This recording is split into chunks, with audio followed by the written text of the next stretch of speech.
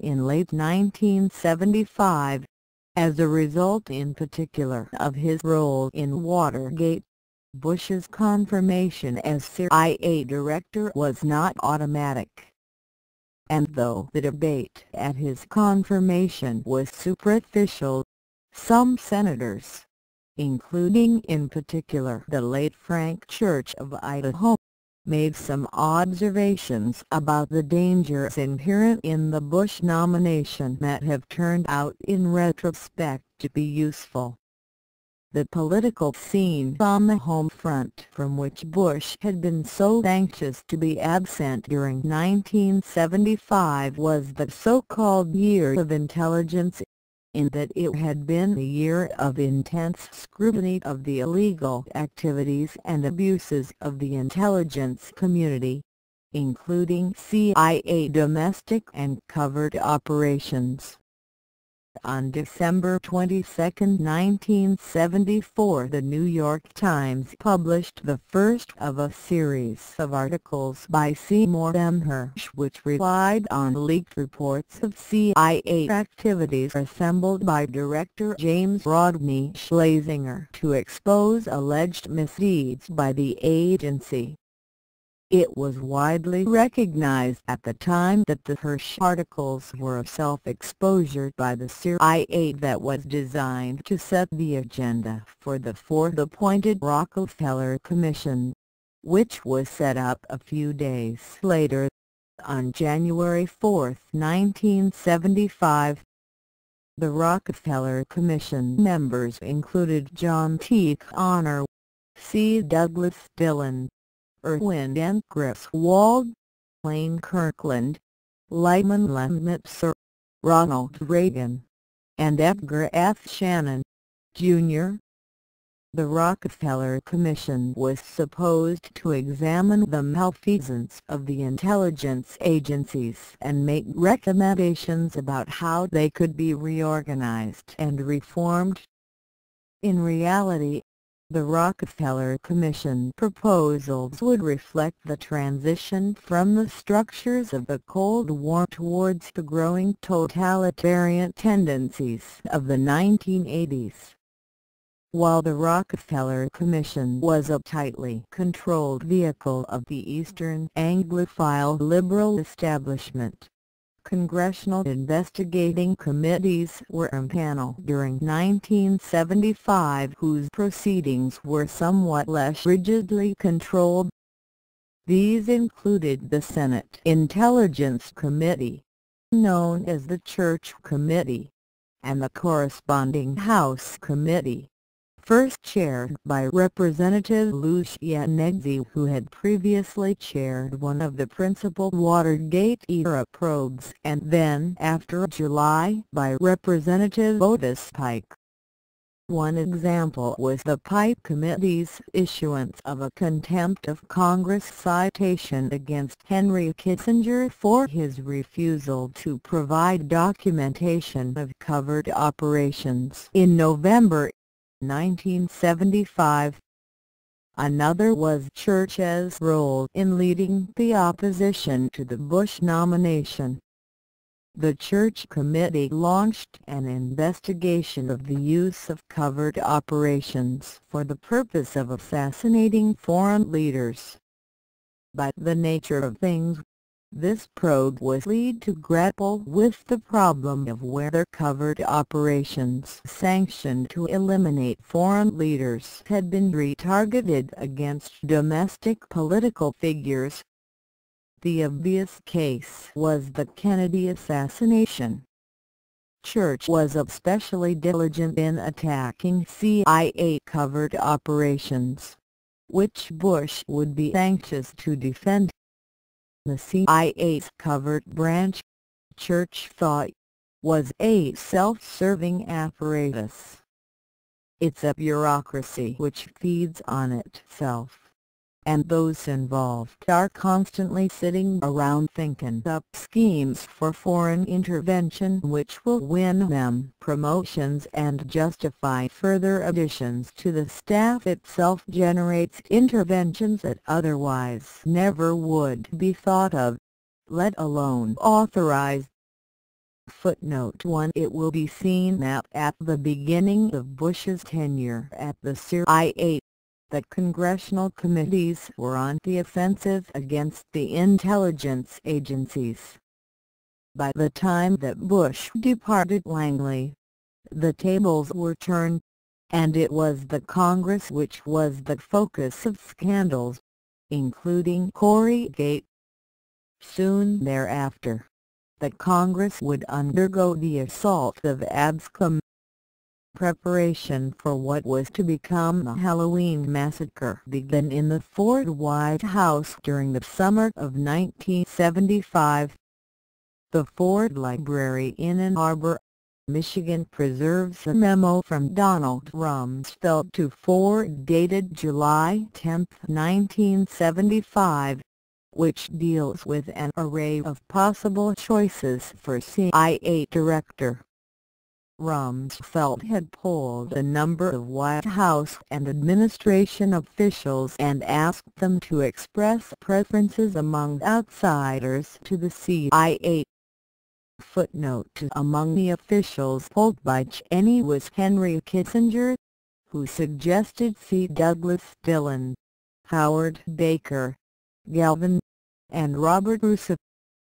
Dick Cheney of the White House staff proposed Robert Bork, followed by Bush and Lee Iacocca. Nelson Rockefeller was also for C. Douglas Dillon, followed by Howard Baker, Connor, and James R. Schlesinger.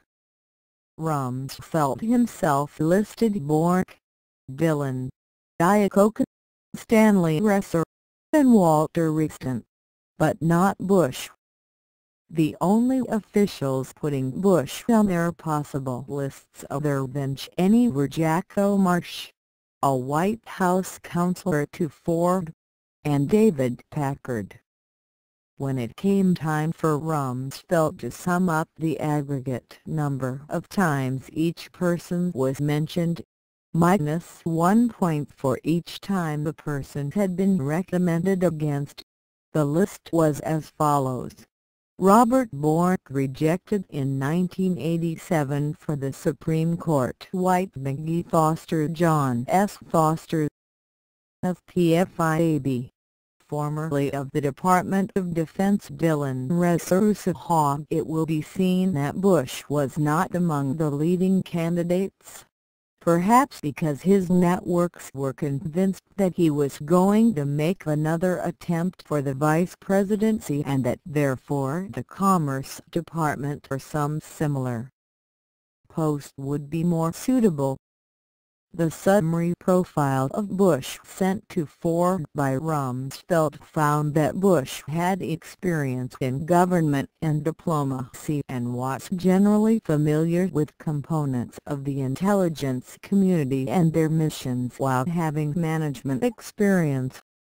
Under cons, Rumsfeld noted, RNC post lends undesirable political cast. As we have seen, the CIA post was finally offered by Ford to Edward Bennett Williams, perhaps with an eye on building the bipartisan bridge towards a powerful faction of the intelligence community. But Williams did not want the job. Bush, originally slated for the Department of Commerce, was given the CIA appointment. The announcement of Bush's nomination occasioned a storm of criticism, whose themes included the inadvisability of choosing the Watergate figure for such a sensitive post so soon after that scandal had finally begun to subside. References were made to Bush's receipt of financial largesse from Nixon's townhouse fund and related operations. There was also the question of whether the domestic CIA apparatus would get mixed up in Bush's expected campaign for the vice presidency. These themes were developed in editorials during the month of November 1976. while Bush was kept in Beijing by the requirements of preparing the fourth Mao meetings of early December. To some degree, Bush was just hanging there and slowly twisting in the wind. The slow-witted Ford soon realized that he had been inept in summarily firing Colby, since Bush would have to remain in China for some weeks and then return to face confirmation hearings. Ford had to ask Colby to stay on in a caretaker capacity until Bush took office.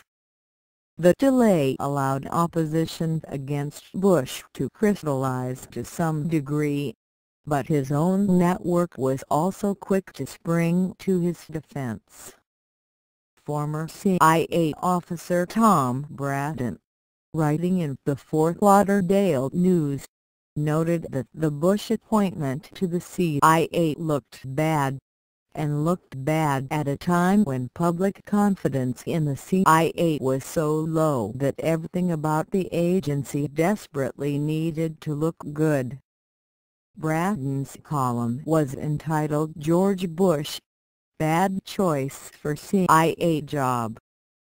Roland Evans and Robert Novick, writing in The Washington Post, commented that the Bush nomination is regarded by some intelligence experts as another grave morale deflator.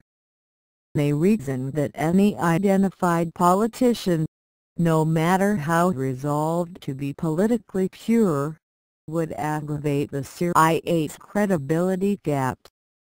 Instead of an identified politician like Bush, what is needed, they feel, is a respected non-politician, perhaps from business or the academic world. Evans and Novick conceded that not all experts agree. One former CIA official wants the CIA placed under political leadership capable of working closely with Congress. But even that distinctly minority position rebels against any presidential scenario that looks to the CIA as possible stepping stone to the vice presidential nomination. The Washington Post came out against Bush in an editorial entitled "The Bush Appointment." Here the reasoning was that this position should not be regarded as a political parking spot, and that public confidence in the CIA had to be restored after the recent revelations of wrongdoing. After a long-winded argument, George Will came to the conclusion that Ambassador Bush at the CIA would be the wrong kind of guy at the wrong place at the worst possible time. Senator Church viewed the Bush appointment in the context of a letter sent to him by Ford on October 31, 1975, demanding that the committee's report on U.S. assassination plots against foreign leaders be kept secret. In Church's opinion, these two developments were part of a pattern, and amounted to a new stonewalling defense by what Church had called the road elephant. Church issued a press statement in response to Ford's letter attempting to impose a blackout on the assassination report. "I am astonished that President Ford wants to suppress the committee's report on assassination and keep it concealed from the American people," said Church. Then, on November 3, Church was approached by reporters outside of his Senate hearing room and asked by Daniel Shore about the firing of Colby and his likely replacement by Bush. Church responded with a voice that was trembling with anger.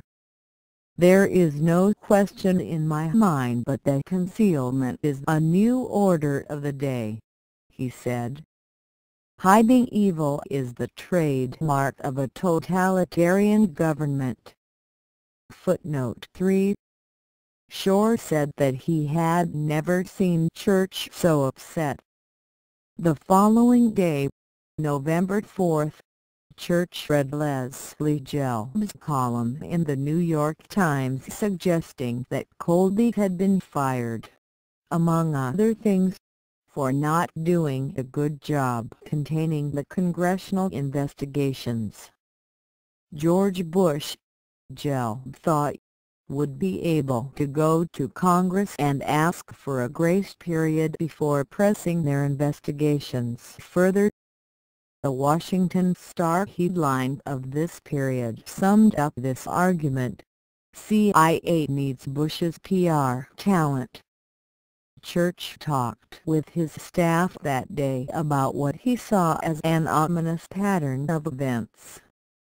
He told reporters, first came the very determined administration effort to prevent any revelations concerning NSA, their stonewalling of public hearings.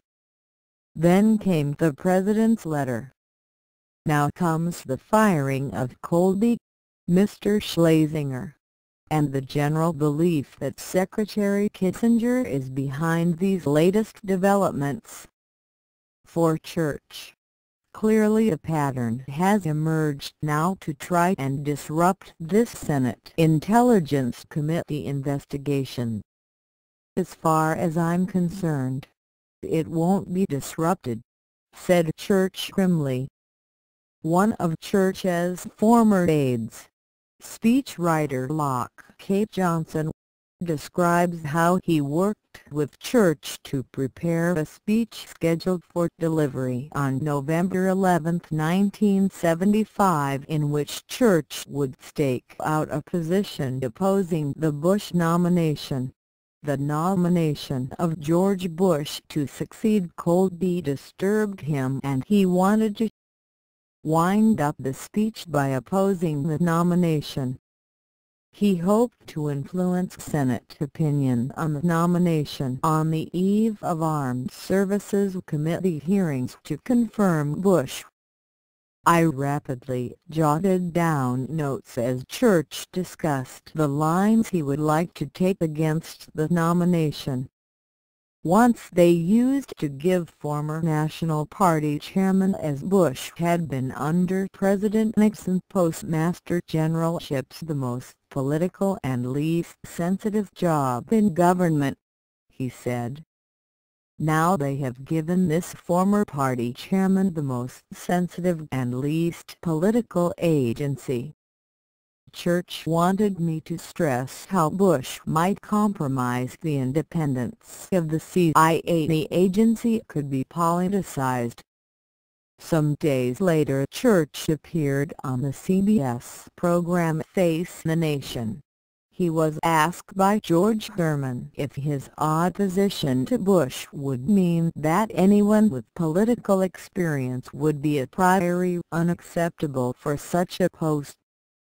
Church replied, "I think that whoever is chosen should be one who has demonstrated a capacity for independence, who has shown that he can stand up to the many pressures." Church hinted that Bush had never stood up for principle at the cost of political office. Moreover, a man whose background is as partisan as a past chairman of the Republican Party does serious damage to the agency and its intended purposes. Footnote 4. The Brown Brothers, Fairmont/Skull and Bones crowd counterattacked in favor of Bush, mobilizing some significant resources. One was none other than Leon Jaworski, the former Watergate special prosecutor. Jaworski's mission for the Bush network appears to have been to get the townhouse and related Nixon slush fund issues off the table of the public debate and confirmation hearings. Jaworski, speaking at a convention of former FBI special agents meeting in Houston, defended Bush against charges that he had accepted illegal or improper payments from Nixon and creep operatives. This was investigated by me when I served as Watergate Special Prosecutor. I found no involvement of George Bush and gave him full clearance. I hope that in the interest of fairness, the matter will not be bandied about unless something new has appeared on the horizon. Jaworski, who by then was back in Houston working for his law firm of Fulbright and Jaworski, sent a copy of the Houston Post article reporting this statement to Ford's White House counselor Philip Buchan. Footnote 5. Saul Kohler of the Newhouse News Service offered the Ford White House an all-purpose refutation of the arguments advanced by the opponents of Bush during November and into December.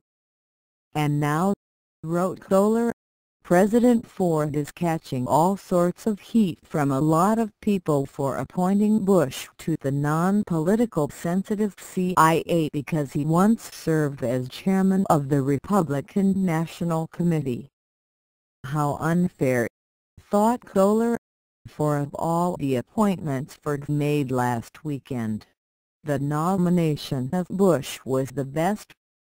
For one thing, you'd have to go a long way to find a man with less guile than George Bush.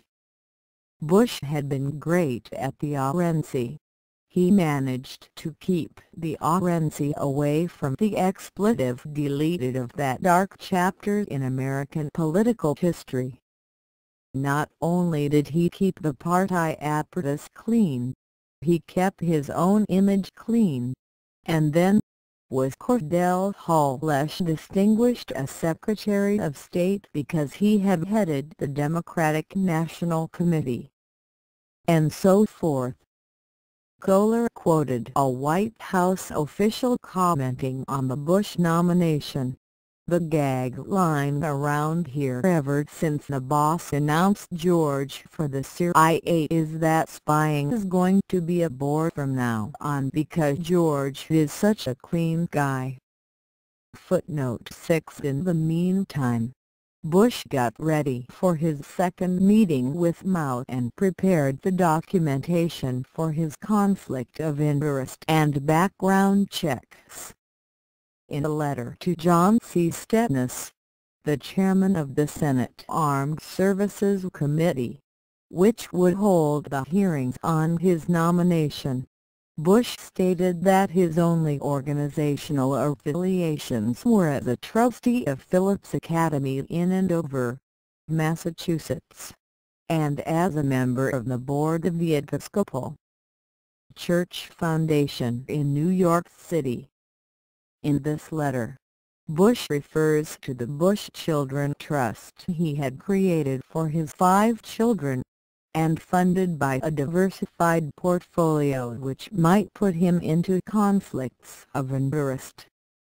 He told Stettnes that if confirmed, he would resign as trustee of the Bush Children Fund and direct the other trustees to stop disclosing to him any details of the operations of the Bush Children Trust.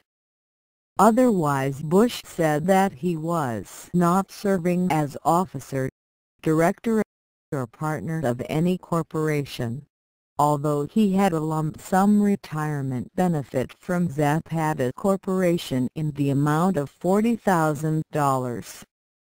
According to his own account, he owned a home in Washington, D.C., his summer house at Kennebunkport, a small residential lot in Houston, plus some bank accounts and life insurance policies.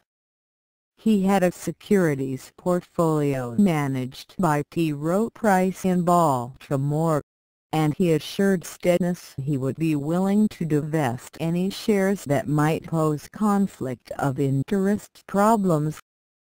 Footnote 7. Congressional reaction reaching the White House before Bush's hearings was not enthusiastic. ditch any of the White House staff advised Ford to call Senator John Stenis on November 3, noting that Stenis controls confirmation process for CIA and DOD. Ford replied shortly after, guided. Footnote 8. A few days later, Ford had a telephone conversation with Senator Mike Mansfield, the Democratic Majority Leader, and one of his notations was "Geo Bush for him, but he must say no politics." Footnote 9. Negative mail from both houses of Congress was also coming into the White House. On November 12, Ford received a singular note from GOP Congressman James M. Collins of Dallas, Texas. Collins wrote to Ford, "I hope you will reconsider the appointment of George Bush to the CIA.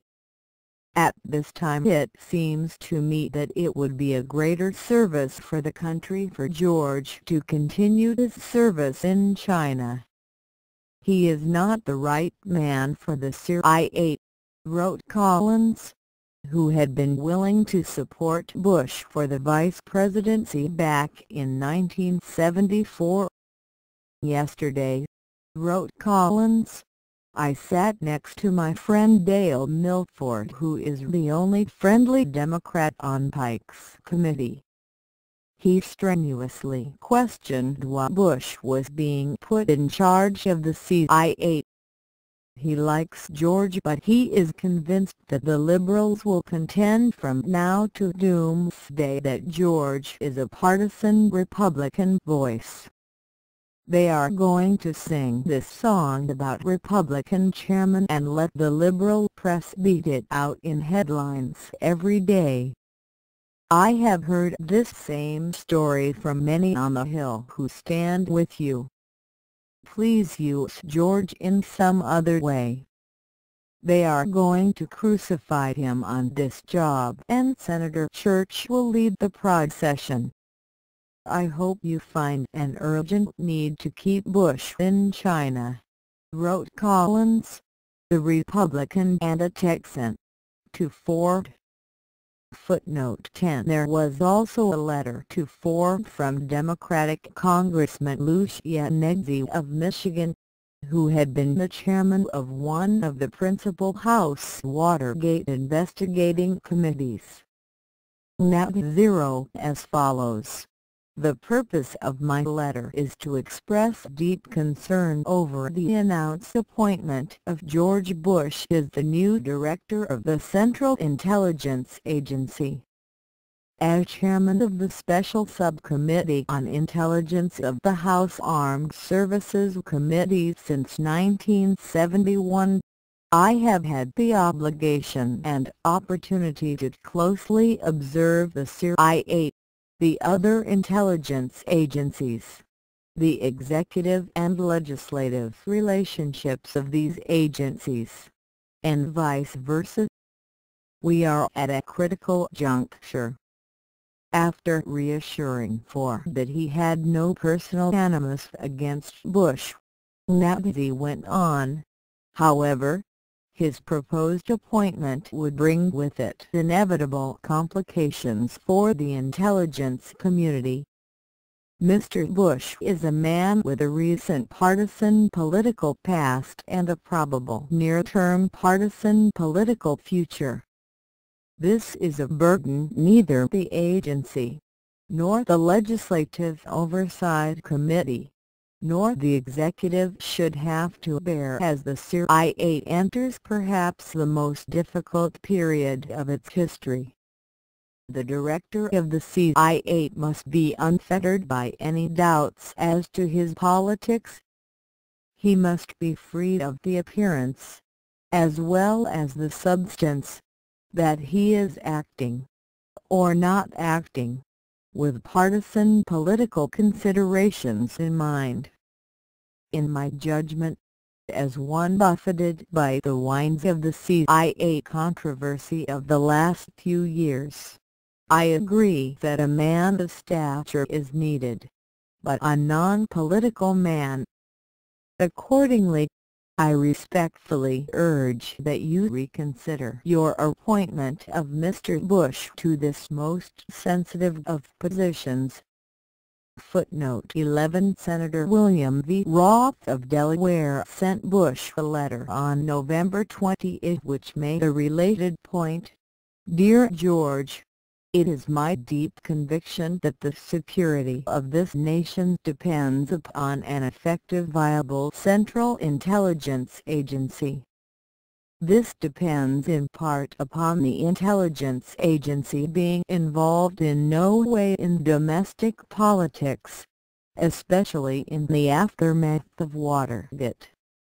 For that reason, I believe you have no choice but to withdraw your name unequivocally from consideration for the vice presidency, if you desire to become director of the CIA. If Bush still wanted to pursue national office, wrote Roth, then I believe the wise decision is for you to ask the President to withdraw your nomination for the CIA directorship. Footnote 12. Roth sent a copy of the same letter to Ford. Through Jack Marsh at the White House, Bush also received a letter of advice from Tex McCrary, the New York television and radio personality who was also an eminence price of skull and bones. Old Tex urged Bush to hold a press conference in Peking while the president is there, or from Pearl Harbor on December 7. And take yourself out of the vice presidential sweepstakes for '76. McCrary's communication shows that he was a warm supporter of Bush's confirmation. Footnote 13. Within just a couple of days of making Bush's nomination public, the Ford White House was aware that it had a significant public relations problem. To get re-elected, Ford had to appear as a reformer, breaking decisively with the bad old days of Nixon and the Plumbers. But with the Bush nomination, Ford was putting the former party chairman and future candidate for national office at the head of the entire intelligence community. Ford's staff began to marshal attempted rebuttals for the attacks on Bush.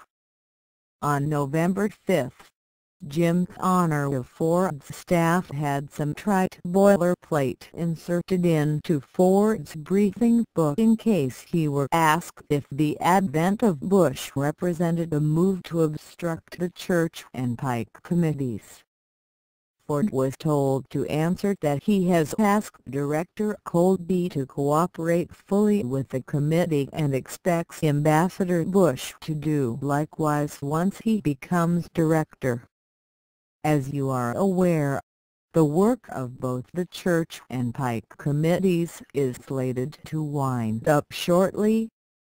Footnote 14. In case he were asked about Bush politicizing the CIA, Ford was to answer, I believe that Republicans and Democrats who know George Bush and have worked with him know that he does not let politics and partisanship interfere with the performance of public duty. That was a mouthful. Nearly all of the men and women in this and preceding administrations have had partisan identities and have held partisan party posts. George Bush is a part of that American tradition, and he will demonstrate this when he assumes his new duties. But when Ford, in an appearance on a Sunday talk show, was asked if he were ready to exclude Bush as a possible vice presidential candidate, he refused to do so, answering, I don't think people of talent ought to be excluded from any field of public service. At a press conference, Ford said, I don't think he's eliminated from consideration by anybody. the delegates or the convention or myself. In the meantime, Bush was in touch with the fourth White House about his impending return to Washington. On November 27, he wrote to Maxwell Frieders Doors, an assistant to Ford, "We'll be back there in mid-December. It looks like I am walking into the midst of a real whirlwind. But all I know to do is to give it my all and be direct with the committee." Then, penciled in by hand, "Max, I will be there in Kobe on the 10th. Jennifer Fitzgerald with me now in China will be setting up a schedule for me a day or so in advance. And would Frieders Doors please cooperate with Bush's Girl Friday?" Footnote 15. Ford's lobbying operation went into high gear. Inside the White House, Max Frieders Doors wrote a memo to William Kendall on November 6, sending along the useful fact that "I understand that Senator Howard Baker is most anxious to assist in the confirmation of George Bush at the CIA." Mike Duvall wrote to Jack Marsh on November 18 that Representative Funny Montgomery, a close friend of Bush, should contact Senator Steadness. Duvall also related his findings that Senators McGee and Bellman will be most supportive, while Senator Steger can advise you what House members would be most useful in talking to their own senators, if that is needed. Footnote 16. It was Bush's confirmation hearings got underway on December 15, 1975. Even judged by Bush's standards of today, they constitute a landmark exercise in sanctimonious hypocrisy so astounding as to defy comprehension. If Bush were ever to try an acting career, he might be best cast in a role of Moliere's Tartuffe. Bush's sponsor was GOP Senator Strom Thurmond of South Carolina, the ranking Republican on Senator John Steadness of Senate Armed Services Committee. Later, in 1988, it was to be Thurmond's political protege, Lee Atwater, cutting in the waves of the GOP Southern strategy, who ran Bush's presidential campaign. Thurmond unloaded a mawkish panegyric in favor of Bush. "I think all of this shows an interest on your part in humanity, in civic development, love of your country, and willingness to serve your fellow man." Could the aide writing that, even if it was Lee Atwater, have kept a straight face? Bush's opening statement was also in the main a tissue of banality and clichés. He indicated his support for the Rockefeller Commission report without having mastered its contents in detail. He pointed out that he had attended cabinet meetings from 1971 to 1974, without mentioning who the president was in those days. Everybody was waiting for this consummate pontificator to get to the issue of whether he was going to attempt the vice presidency in 1976. Readers of Bush's propaganda biographies know that he never decides on his own to run for office, but always responds to the urging of his friends. Within those limits, his answer was that he was available for the second spot on the ticket. More remarkably, he indicated that he had a hereditary right to it. It was, as he said, his birthright. Would Bush accept a draft? "I cannot in all honesty tell you that I would not accept, and I do not think, gentlemen, that any American should be asked to say he would not accept, and to my knowledge, no one in the history of this republic has been asked to renounce his political birthright as the price of confirmation for any office. And I can tell you that I will not seek any office while I hold the job of CIA Director. I will put politics wholly out of my sphere of activities. Even more, Bush argued, his willingness to serve at the CIA reflected his sense of noblesse oblige. Friends had asked him why he wanted to go to Langley at all, with all the controversy swirling around the CIA, with its obvious barriers to political future. Magnanimously Bush replied to his own rhetorical question, "My answer is simple. First, the work is desperately important to the survival of this country, and to the survival of freedom around the world. And second, old-fashioned as it may seem to some, it is my duty to serve my country. And I did not seek this job, but I want to do it, and I will do my very best." Footnote 17. Stennis responded with a joke that sounds silly in retrospect. "If I know that you were seeking the vice presidential nomination or presidential nomination by way of the route of being director of the CIA, I would question your judgment most severely." There was laughter in the committee room. Senators Goldwater and Stuart Symington made clear that they would give Bush the free ride not only out of deference to Ford, but also out of regard for the late Prescott Bush, with whom they had both started out in the Senate in 1952.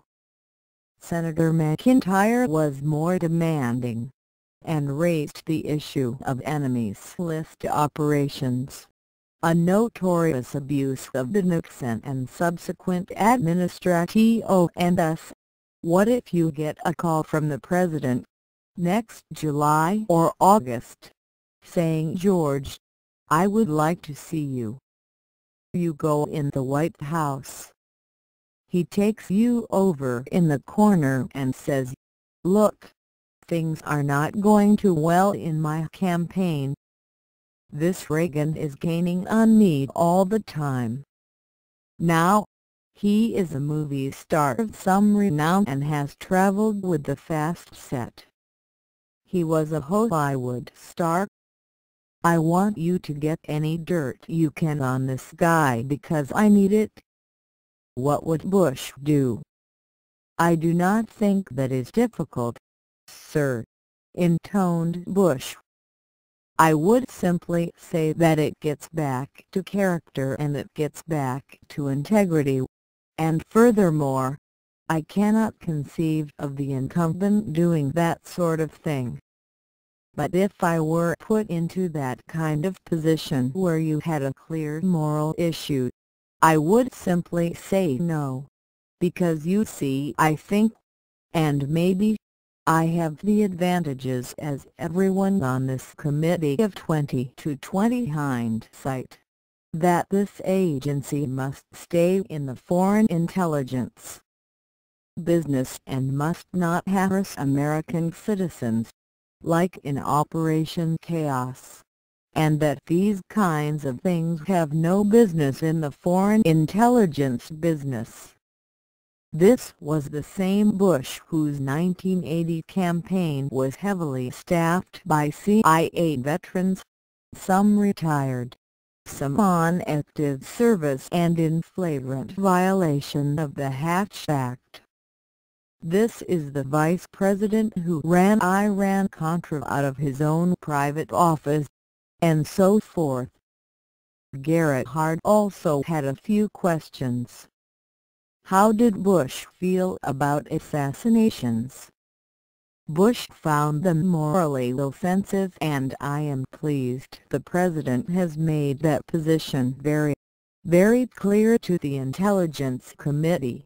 How about coups d'etat in various countries around the world?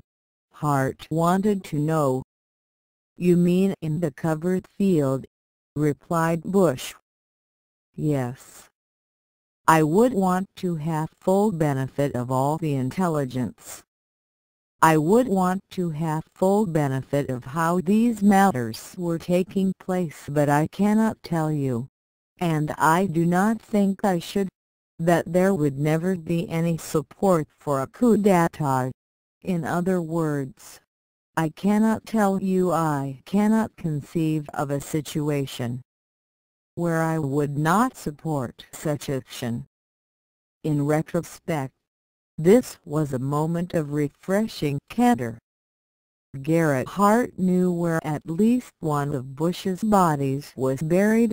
Senator Hart, you raised the question of getting the CIA out of domestic areas totally. Let us hypothesize a situation where a president has stepped over the bounds.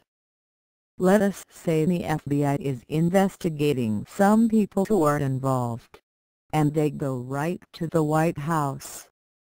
There is some possible CIA interest. The President calls you and says, I want you as director of the CIA to call the director of the FBI to tell him to call off this operation because it may jeopardize some CIA activities. Mr. Bush.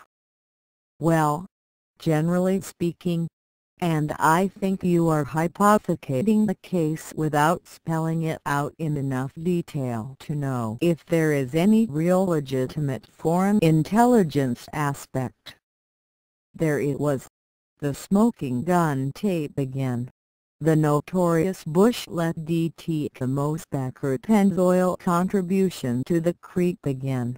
The money that had been found in the pockets of Bernard Barker and the plumbers after the Watergate break-in.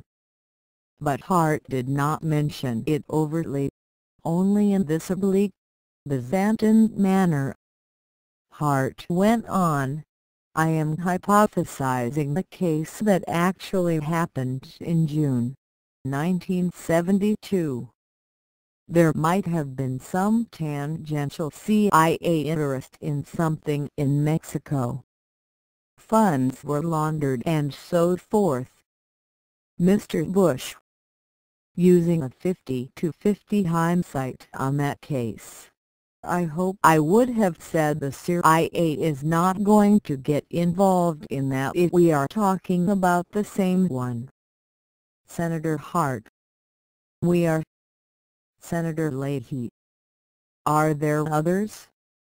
Bush was on the edge of having his entire Watergate past come out in the wash, but the Liberal Democrats were already far too devoted to the one-party state to grill Bush seriously.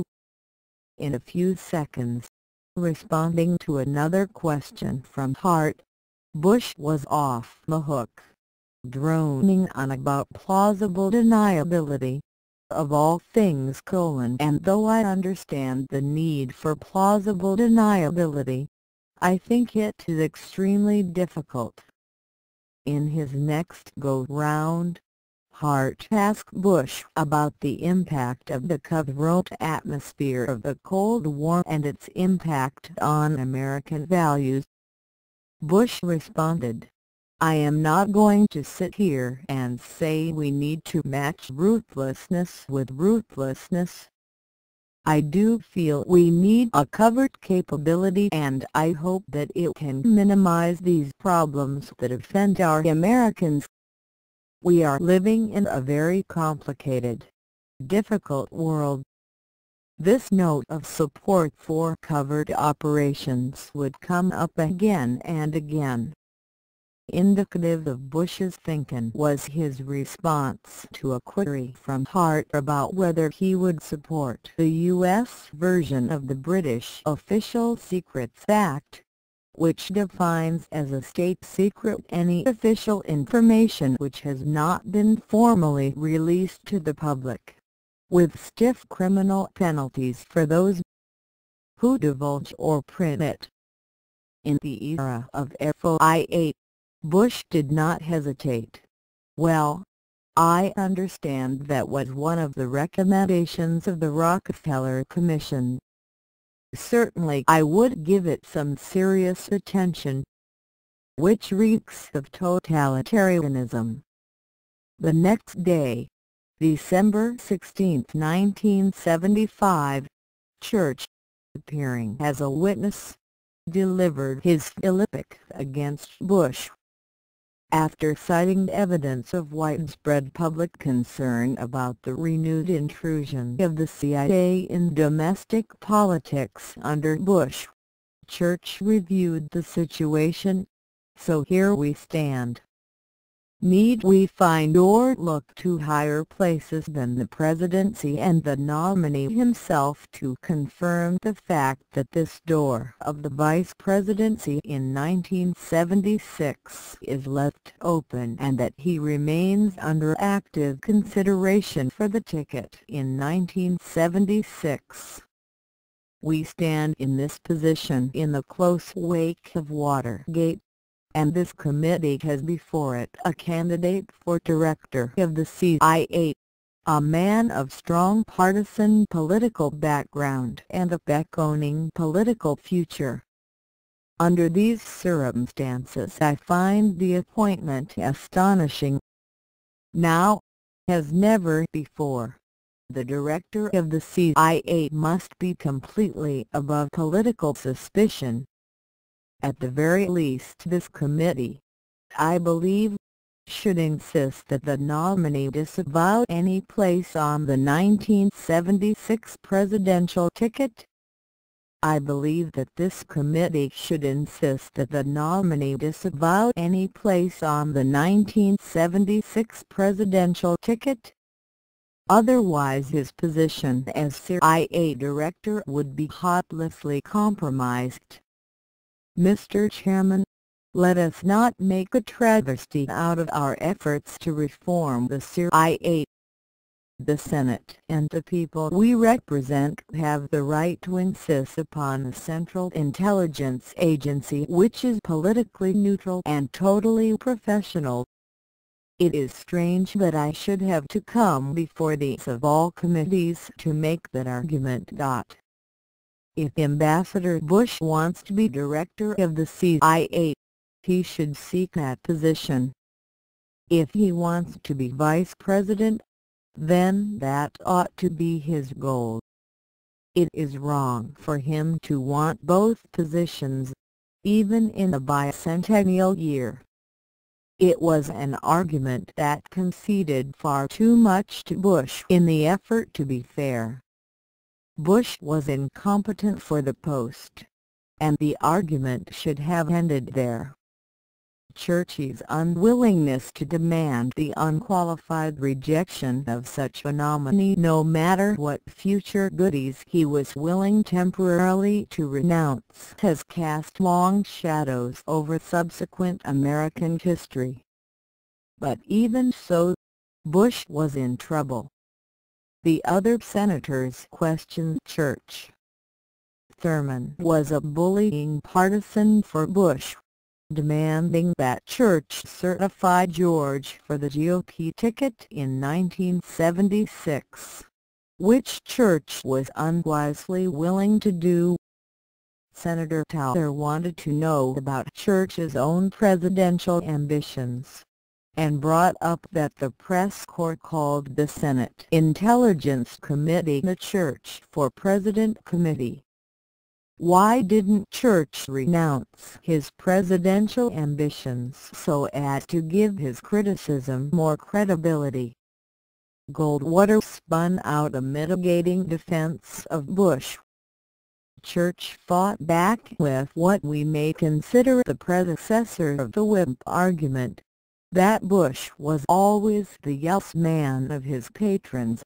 If you were going to put a doll into Langley, he argued, then I think that it ought to be a man who has demonstrated in his political career that he can and is willing to stand up and take the heat even where it courts the displeasure of his own president. But I do not think that Mr. Bush's political record has been of that character.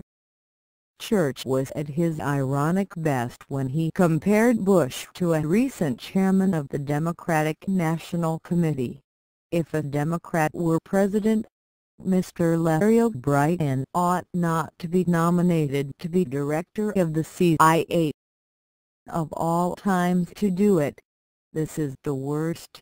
Right at a time when it is obvious that public confidence needs to be restored in the professional, impartial, and non-political character of the agency. So, we have the worst of all possible worlds. Church tellingly underlined that Bush's birthright does not include being director of the CIA. It includes the right to run for public office, to be sure, but that is quite a different matter than confirming him now for this particular position.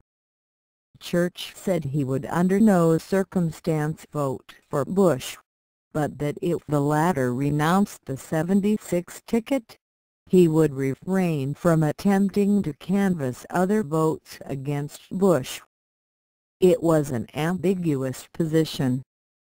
While still reeling from Church's Philippic, Bush also had to absorb a statement from Senator Culver, who announced that he also would vote against Bush.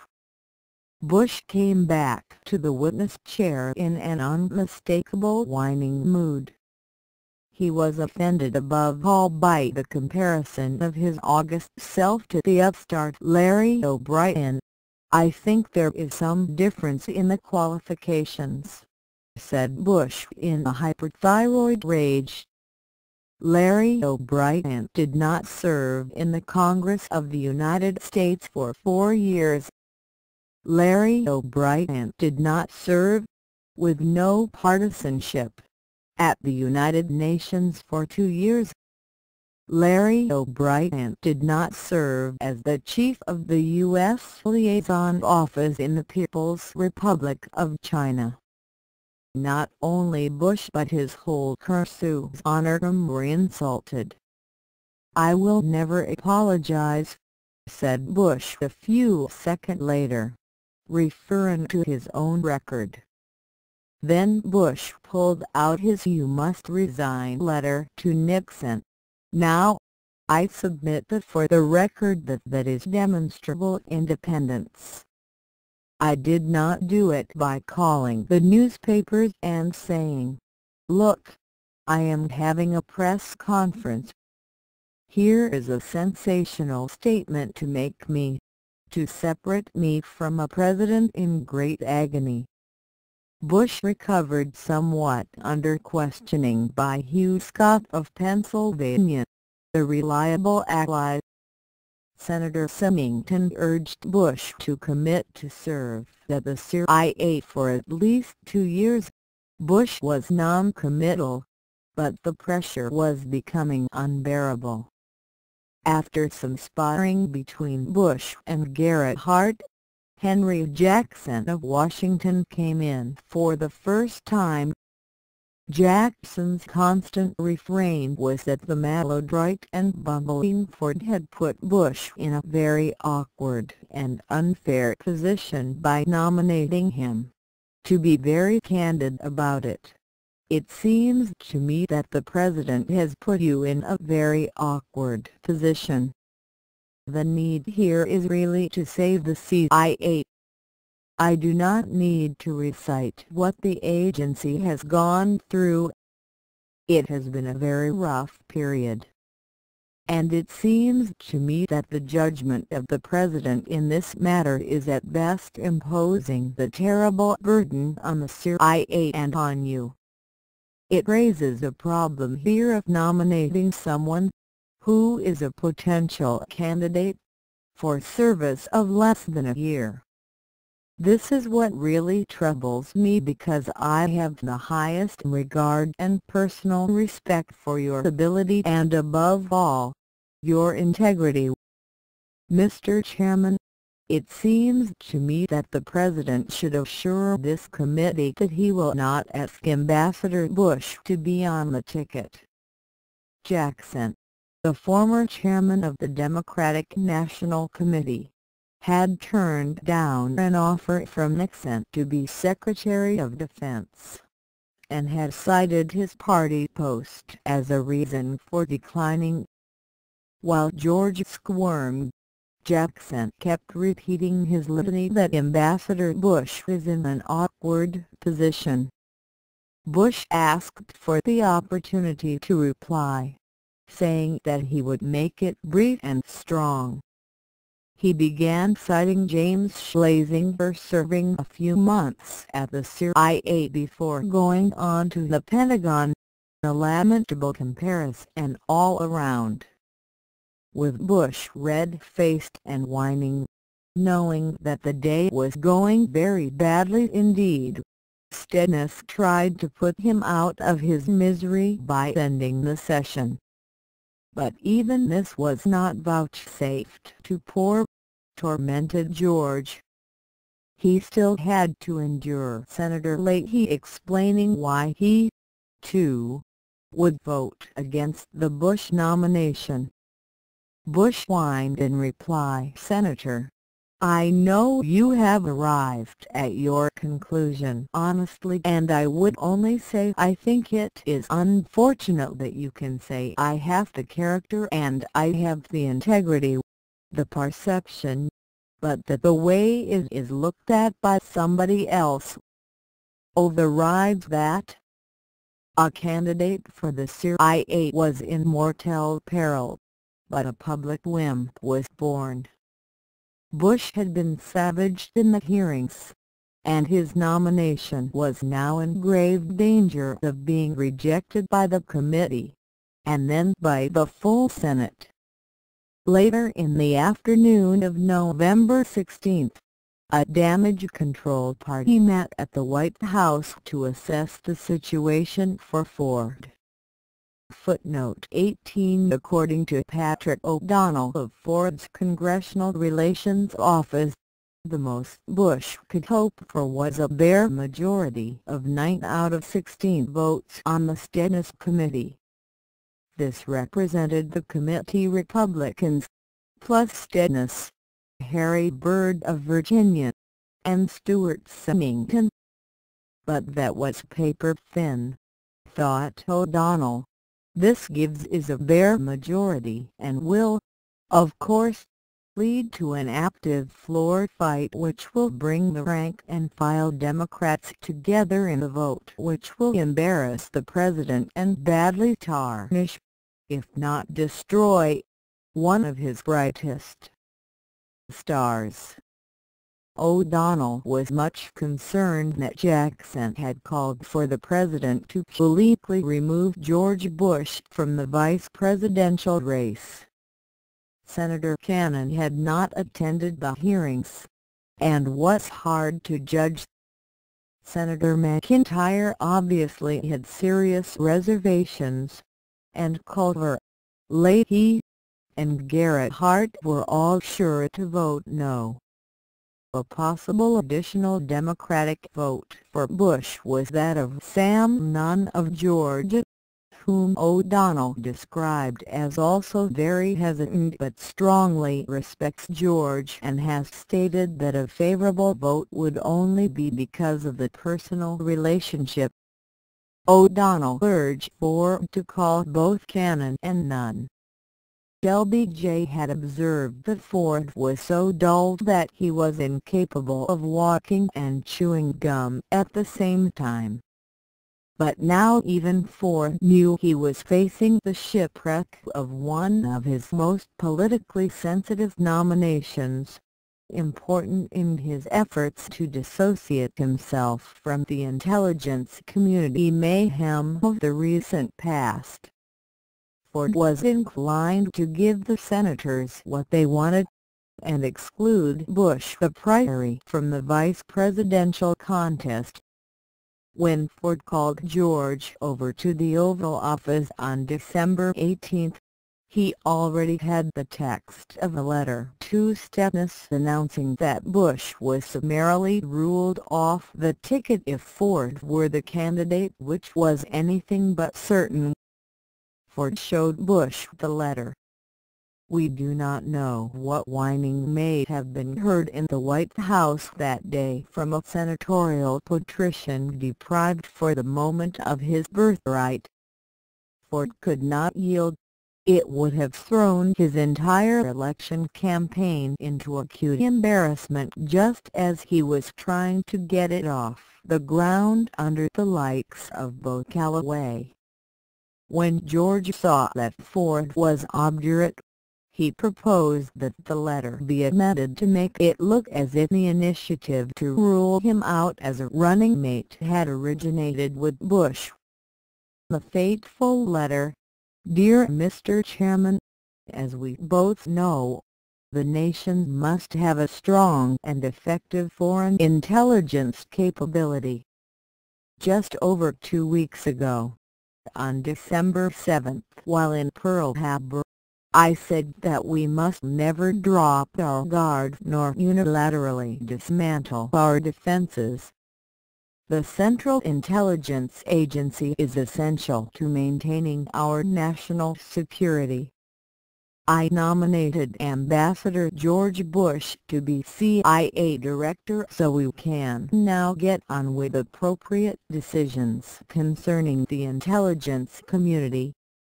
I need, and the nation needs, his leadership at CIA as we rebuild and strengthen the foreign intelligence community in a manner which earns the confidence of the American people. Ambassador Bush and I agree that the nation's immediate foreign intelligence needs must take precedence over other considerations and there should be continuity in his CIA leadership. Therefore, if Ambassador Bush is confirmed by the Senate as Director of Central Intelligence, I will not consider him as my vice presidential running mate in 1976. He and I have discussed this in detail. In fact, he urged that I make this decision. This says something about the man and about his desire to do this job for the nation. On December 19, this letter was received by Stepnis, who announced its contents to his committee.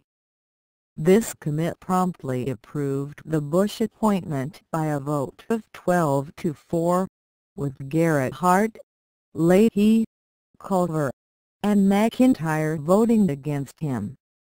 Bush's name could now be sent to the floor, where a recrudescence of anti-Bush sentiment was not likely, but could not be ruled out.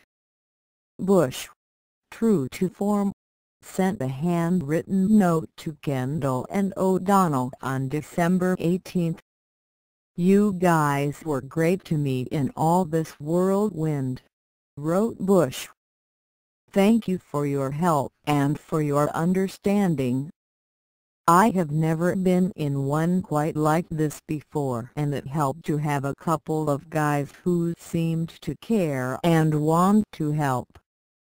Thanks, men." Thank Max. Frieders Doors to George footnote 19. But underneath his usual network-tending habits, Bush was now engulfed by a profound rage.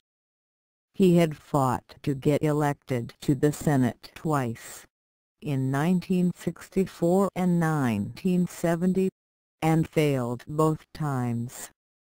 He had tried for the vice presidency in 1968, in 1972, had been passed over by Nixon in late 1973 when Ford was chosen, in 1974, and was now out of the running in 1976.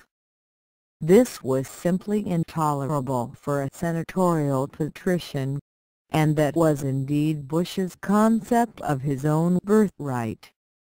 Bush gave the lie to Aristotle's theory of the humorous. Neither blood nor fled nor black nor even the yellow pile of rage moved him, but hyperthyroid transports of a manic rage that went beyond the merely bilious. George Bush had already had enough of the Stennis Committee, enough of the Church Committee, enough of the Pipe Committee.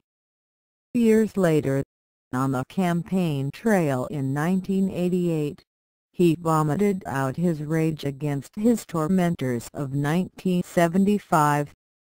Bush said that he had gone to the CIA at a very difficult time. "I went in there when it had been demoralized by the attacks of a bunch of little untutored squirts from Capitol Hill. Going out there, looking at these confidential documents without one simple iota of concern for the legitimate national security interests of this country. And I stood up for the CIA then, and I stand up for it now, and defend it. So let the liberals wring their hands and consider it a liability. I consider it a strength." But in 1975 there was no doubt that George Bush was in a towering rage. As Christmas approached, no visions of sugar plums danced in Bush's head. He dreamed of a single triumphant stroke that would send Church and all the rest of his tormentors reeling in dismay, and give the new CIA director a dignified and perhaps triumphant inauguration. Then, 2 days before Christmas, the CIA chief in Athens, Richard Welch, was gunned down in front of his home by masked assassins as he returned home with his wife from a Christmas party. The group, calling itself the November 19th Organization, later claimed credit for the killing. Certain networks immediately began to use the Welch assassination as a bludgeon against the Church and Pike committees. An example came from columnist Charles Bartlett, writing in the Old Washington Star: "The assassination of the CIA station chief, Richard Welch, in Athens is a direct consequence of the stagey hearings of the Church Committee." Spies traditionally function in a great world of immunity from such crudities. But the committee's prolonged focus on CIA activities in Greece left agents there exposed to random vengeance. Footnote 20: Staffers of the Church Committee pointed out that the Church Committee had never said a word about Greece or mentioned the name of Welch. CIA Director Colby first blamed the death of Welch on Counter-Spy magazine, which had published the name of Welch some months before. The next day Colby backed off, blaming the more general climate of hysteria regarding the CIA which had led to the assassination of Welch. In his book, Honorable Men, published some years later, Colby continued to attribute the killing to the sensational and hysterical way the CIA investigations had been handled and trumpeted around the world. The Ford White House resolved to exploit this tragic incident to the limit. Liberals raised a hue and cry in response. Lev Aspin later recalled that the air transport plane carrying Welch's body circled Andrews Air Force Base for 3/4 of an hour in order to land live on the Today Show. Ford waived restrictions in order to allow interment at Arlington Cemetery. The funeral on January 7 was described by the Washington Post as a show of pomp usually reserved for the nation's most renowned military heroes. Anthony Lewis of the New York Times described the funeral as a political device with ceremonies being manipulated in order to arouse a political backlash against legitimate criticism.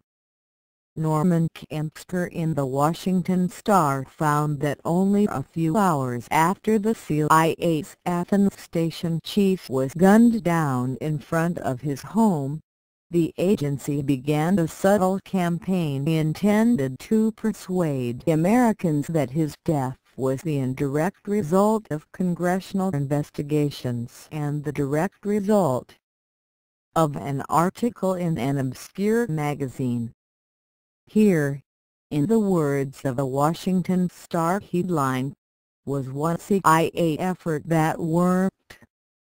Between Christmas and New Year's in Kennebunkport, looking forward to the decisive floor vote on his confirmation, Bush was at work tending and mobilizing key parts of his network. One of these was a certain Leo Chern. Leo Chern is not a household word, but he has been a powerful figure in the U.S. intelligence community over the period since World War II. Leo Chern was to be one of Bush's most important allies when he was CIA director and throughout Bush's subsequent career, so it is worth taking a moment to get to know Chern better. Chern's parents were both printers who came to the U.S. from Romania. In his youth he was a champion orator of the American Zionist Association, and he has remained a part of B'nai B'rith all his life.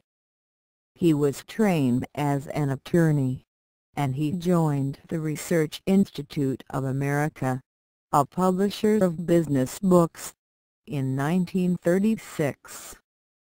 He claims to have helped to draft the Army and Navy industrial mobilization plans for World War II, and at the end of the war he was an economic advisor to General Douglas MacArthur in Japan. During that time he worked for the dismantling of the pervasive control over Japanese society which had been maintained by the Zaignatsu families. Footnote 21, and devised a new Japanese tax structure. Chern built up a long association with the Industrial College of the Armed Forces. Chern was typical of the so-called neoconservatives who have been prominent in government and policy circles under Reagan, Bush, and Bush. Chern was the founder of the International Rescue Committee, which according to Chern's own blurb came into existence 1 week after Hitler came to power to assist those who would have to flee from Nazi Germany in the years since. We have helped thousands of Jews who have fled from the Iron Curtain countries, all of them, and have worked to assist in the resettlement of Jews in Europe and the United States who have left the Soviet Union. Chern's IRC was clearly the conduit for neo-Bukharinite operations between East and West in the Cold War, and it was also reputedly a CIA front organization.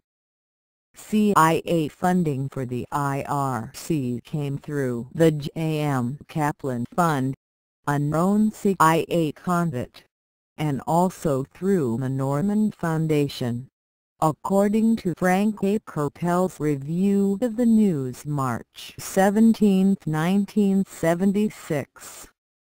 IRC operations in Bangladesh included the conducting of CIA money to groups of intellectuals. Kapel noted that Chern had close ties to the leftist element in the CIA. Chern was also on good terms with Sir Percy Craddock, the British intelligence coordinator, and Sir Leonard Hooper. Chern was a raiding hawk during the Vietnam War, when he was associated with the as yet unreconstructed Kissinger clone Morton Halperin in the American Friends of Vietnam. Along with John Connally, Chern was a co-chair of Democrats for Nixon in 1972. He had been a founding member of Herman Cahn's Hudson Institute, a school for Kissingerian strangeloves, and has always been a leader of New York's Freedom House. Chern was also big on Roberto Anderson's National Commission on Coping with Interdependence and on Nelson Rockefeller's Third Century Corporation. Chern was a close friend of William Casey, who was working in the Nixon administration as Under-Secretary of State for Economic Affairs in mid-1973. That was when Chern was named to the President's Foreign Intelligence Advisory Board (PFIAB) by Nixon. On March 15, 1976, Chern became the chairman of this body, which specializes in conducting the demands of financier and related interests into the intelligence community. Chern, as we will see, would be along with Bush the leading beneficiary of the Spring 1976 intelligence reorganization. To top it all off, Chern has always been something of a megalomaniac. His self-serving RI-8 biographical sketch culminates: political scientist, economist, sculptor, lawyer, foreign affairs specialist. Anyone and all of these descriptions fit Leo Chern, the Renaissance man born in the 20th century. He is equally at home in fields of fine arts, public affairs, industry, economics, or foreign policy. Bush's correspondence with Chern leaves no doubt that theirs was a very special relationship. Chern represented for Bush a strengthening of his links to the Zionist neoconservative milieu, with options for back-channeling into the Soviet bloc. So on New Year's Eve, Bush's thoughts, perhaps stimulated by his awareness of what help the Zionist lobby could give to his still embattled nomination, went out to Leo Chern in one of his celebrated handwritten notes. "I read your testimony with keen interest and appreciation. I am really looking forward to meeting you and working with you in connection with your PFIAB chores. Have a wonderful 1976." Bush wrote. January 1976 was not auspicious for Bush. He had to wait until almost the end of the month for his confirmation vote, hanging there, slowly twisting in the wind. In the meantime, the Pipe Committee report was approaching completion, after months of probing and haggling, and was sent to the government printing office on January 23, despite continuing arguments from the White House and from the GOP that the committee could not reveal confidential and secret material provided by the executive branch. On Sunday, January 25, a copy of the report was leaked to Daniel Schorr of CBS News, and was exhibited on television that evening. The following morning, the New York Times published an extensive summary of the entire Pike Committee report, which this newspaper had also received. Despite all this exposure, The House voted on January 29 that the Pike Committee report could not be released. A few days later it was published in full in the Village Voice, and CBS correspondent Daniel Short was held responsible for its appearance. The Pike Committee report attacked Henry Kissinger, whose comments, it said, are at variance with the facts. In the midst of his imperial regency over the United States, an unamused Kissinger responded that we are facing a new version of McCarthyism. A few days later Kissinger said of the Pike Committee, I think they have used classified information in a reckless way, and the version of covert operations they have leaked to the press has the cumulative effect of being totally untrue and damaging to the nation. Footnote 22. Thus, as Bush's confirmation vote approached, the Ford White House on the one hand and the Pike and Church committees on the other were closed to open political warfare, as the Washington Post put it at the time. One explanation of the leaking of the Pike report was offered by Otis Pike himself on February 11. A copy was sent to the CIA. It would be to their advantage to leak it for publication. By now Ford was raving about mobilizing the FBI to find out how the report had been leaked. On January 19, George Bush was present in the executive gallery of the House of Representatives, seated close to the unfortunate Betty Ford, for the President's State of the Union address. This was a photo opportunity so that Ford's CIA candidate could get on television for a cameo appearance that might boost his standing on the eve of confirmation. The invitation was handled by Jim Connor of the White House staff, who duly received the handwritten note of thanks from the aspiring DCI. Senate floor debate was underway on January 26, and Senator McIntyre lashed out at the Bush nomination as an insensitive affront to the American people. The New Hampshire Democrat argued, it is clearly evident that this collapse of confidence in the CIA was brought on not only by the exposure of CIA misdeeds, but by the painful realization that some of those misdeeds were encouraged by political leaders who sought not an intelligence advantage over the foreign adversary, but a political advantage over their domestic critics and the opposition party.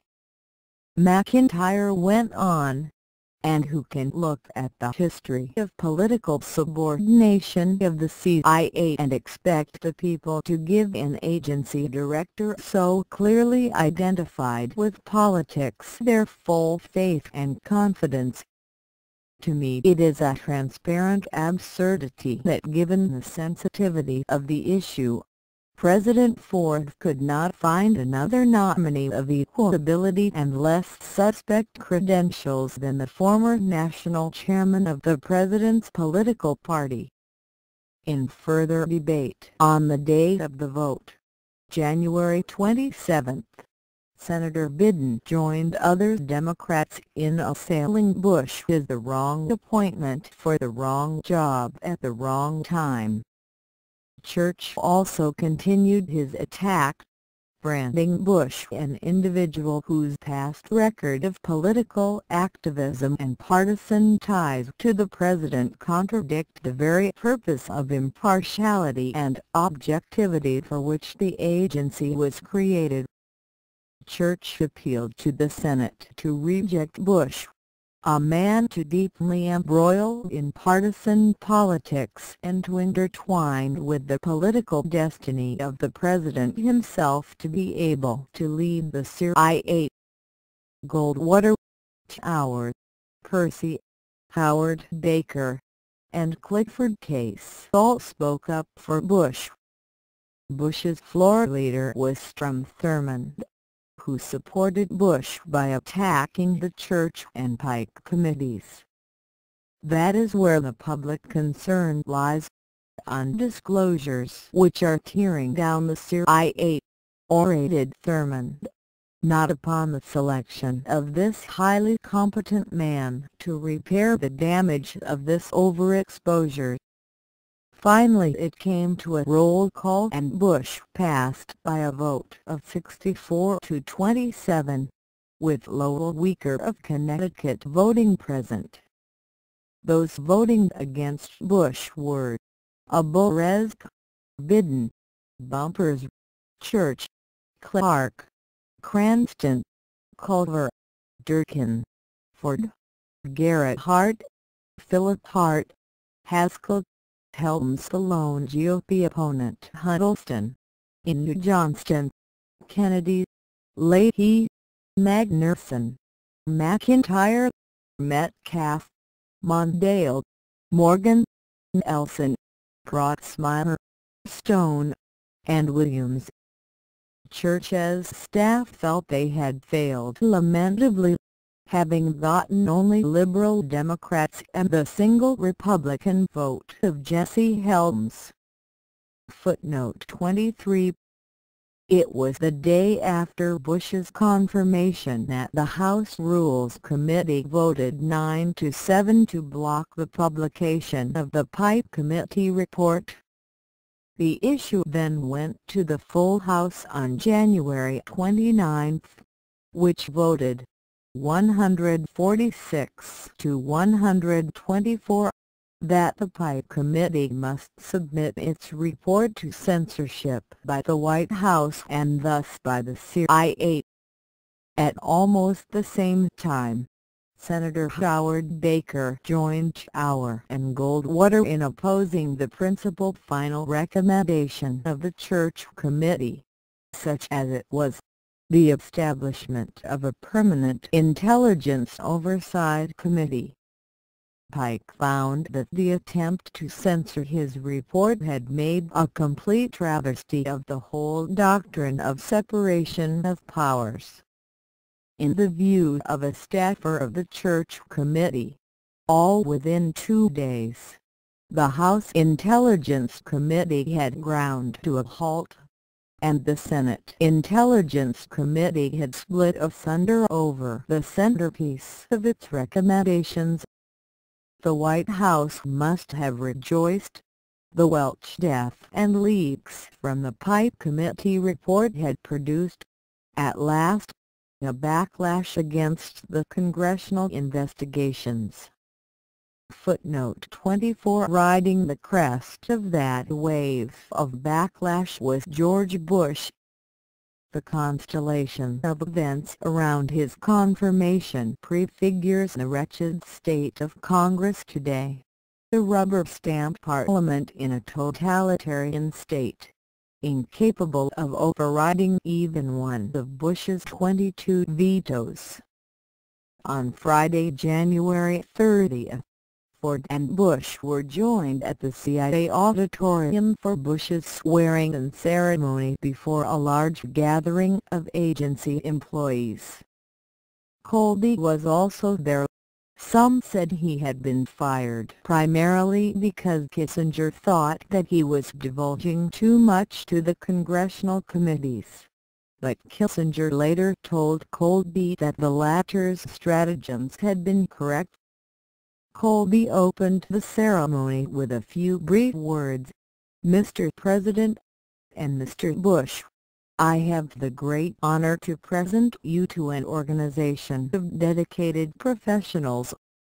Despite the turmoil and tumult of the last year, they continue to produce the best intelligence in the world." This was met by a burst of applause. Footnote 25. Ford's line was, "We cannot improve this agency by destroying it." Bush promised to make CIA an instrument of peace and an object of pride for all our people. Bush went on to say, "I will not turn my back from the past. We've learned a lot about what an intelligence agency must do to maintain the confidence of the people in an open society. But the emphasis will now be on the future. I'm determined to protect those things that must be kept secret. And I am more determined to protect those unselfish and patriotic people who with total dedication serve their country, often putting their lives on the line, only to have some people bent on destroying this agency expose their names." The number of senators were invited, with Steadness, Thurmond, Tower, Goldwater, Baker and Brooke leading the pack. Others had been added by the White House after checking by telephone with Jennifer Fitzgerald. Before proceeding, let us take a look at Bush's team of associates at the CIA, since we will find them in many of his later political campaigns and office staffs. When Bush became DCI, his principal deputy was General Vernon Walters, the former Army Lieutenant General. This is the same General Vernon Walters who was mentioned by Haldeman and Nixon in the notorious smoking gun tape already discussed, but who of course denied that he ever did any of the things that Haldeman and Ehrlichman said that he had promised to do. Walters had been at the CIA as DDCI since May 1972, a Nixon appointee who had been with Nixon when the then Vice President's car was stoned in Caracas, Venezuela way back when. Ever since then Nixon had seen him as part of the old guard. Walters left to become a private consultant in July 1976. To replace Walters, Bush picked Henry Notch, who had joined CIA in 1953 as an intelligence analyst specializing in Far Eastern political and military affairs. Notch came from the Navy and knew Chinese. From 1962 to 1967 he had been the chief of the National Photographic Interpretation Center. In 1969, he had become Deputy Director of Planning and Building, and chaired the internal CIA committee in charge of computerization. This emphasis was reflected during the Bush tenure by heavy emphasis on satellites and SIGINT communications monitoring. Notch was then Deputy Director of the Office of Current Intelligence, which produces ongoing assessments of international events for the President and the NSC. After 1972, Notch headed the Intelligence Directorate's Office of Strategic Research, charged with evaluating strategic threats to the U.S.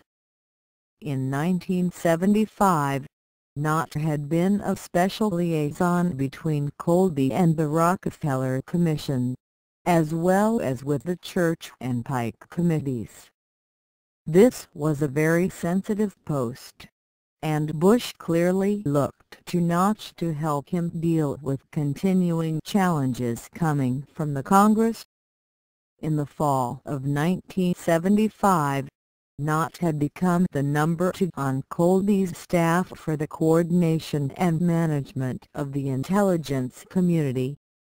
According to some, Notch was to function as Bush's Indian guide through the secrets of Langley. He knew where the bodies were buried. Otherwise, Notch was known for his love of tennis. Notch was highly critical of Colby's policy of handing over limited amounts of classified material to the Pike and Church committees. while fighting to save the court of covert operations. Notch told a group of friends during this period, "There is no counterintelligence anymore." This implies the condemnation of the congressional committees with whom Notch had served as liaison, and can also be read as a lament for the ousting of James Jesus Angleton, chief of the CIA's counterintelligence operations until 1975 and director of the mail opening operation that had been exposed by various probers. Footnote 26. Here was a deputy who could protect Bush's flank with his congressional tormentors, who would call Bush to the Hill more than 50 times during his approximately 1 year of CIA tenure. He would also appear to have had enough administrative experience to run things, shielding Bush from the defect that Governor Scranton had pointed out years before: the lack of administrative ability. Nevertheless, Woodward and Pincus footnote 27 portray the Notch appointment as getting mixed reviews within the CIA, and quote Admiral Daniel J. Murphy's view that the Notch nomination was not popular. For Woodward and Pincus, Notch was a personable, tennis-playing giant of a man. The Admiral Daniel J. Murphy just mentioned was Bush's deputy director for the intelligence community, and later became Bush's chief of staff during his first term as vice president. Much later, in November 1987, Murphy visited Panama in the company of South Korean businessman and intelligence operative Tongson Park, and met with General Manuel Antonio Noriega. Murphy was later obliged to testify to the Senate Foreign Relations Committee about his meeting with Noriega. Murphy claimed that he was only in Panama to make a buck, but there are indications that he was carrying messages to Noriega from Bush. Tongson Park, Murphy's ostensible business associate, will soon turn out to have been a central figure of the Koreagate scandal of 1976, a very important development on Bush's CIA watch. Footnote 28. Other names on the Bush flow chart included holdover Edward Proctor and then Bush appointee Thayer Stevens in the slot of Deputy Director for Intelligence, holdover Carl Duckett and then Bush appointee Leslie Dirks as Deputy Director for Science and Technology, John Blake, holdover as Deputy Director for Administration, and holdover William Elson, followed by Bush appointee William Wells, Deputy Director for Operations. William Wells as Deputy Director for Operations was a very significant choice. He was a career covert operations specialist who had graduated from Yale a few years before Bush. Wells soon acquired his own deputy, recommended by him and approved by Bush. This was the infamous Theodore Shackley, whose title thus became Associate Deputy Director for Covert Operations. Shackley later emerged as one of the central figures of the Iran-Contra scandal of the 1980s. He is reputedly one of the dominant personalities of a CIA old boys network known as the Enterprise, which was at the heart of Iran-Contra and the other illegal covert operations of the Reagan-Bush years. During the early 1960s, after the Bay of Pigs Theodore Shackley had been the head of the CIA Miami station during the years in which Operation Mongoose was at its peak. This was the Howard Hunt and Watergate Cubans crowd, circles familiar to Felix Rodriguez Max Gomez, who in the 1980s supervised gun running and drug running out of Bush's vice presidential office. Later, Shackley was reportedly the chief of the CIA station in the Anton, Laos, between July 1966 and December 1968. Sometime after that he moved on to become the CIA station chief in Saigon, where he had directed the implementation of the Civilian Operations and Rural Development Support Corps program, better known as Operation Phoenix, the genocidal crime against humanity which killed tens of thousands of Vietnamese civilians because they were suspected of working for the Viet Cong, or sometimes simply because they were able to read and write. As for Shackley, there are also reports that he worked for a time in the late 1960s in Rome, during the period when the CIA's GLABIO capabilities were being used to launch a wave of terrorism in that country. Such was the man that Bush chose to appoint to a position of responsibility in the CIA. Later, Shackley will turn up as a speechwriter for Bush during the 1979-80 campaign. Along with Shackley came his associate and former Miami station second-in-command, Thomas Clines, a partner of General Richard Secord and Albert Hakim during the Iran-Contra operation. Convicted in September 1990 on 4 felony tax counts for not reporting his ill-gotten gains, and sentenced to 16 months in prison and the fine of $40,000. During Bush's tenure, Shackley circles were mightily irrealized. In particular, Ed Wilson, a veteran of Shackley's Miami station, now a retired CIA officer who worked closely with serving CIA personnel to organize gun running, sex operatives, and other activities, plied his trade undisturbed. The Wilson scandal, which had grown up on Bush's watch, would begin to explode only during the tenure of Stansfield Turner, under Carter. Another career-covered operations man, John Waller, became the Inspector General, the officer who was supposed to keep track of illegal operations. For legal advice, Bush turned first to holdover General Counsel Mitchell Rogovan, who had in December 1975 theorized that intelligence activities belonged to the inherent powers of the presidency, and that no special congressional legislation was required to permit such things as covert operations to go on. Later Bush appointed Anthony Latham, Yale 58, as CIA General Counsel.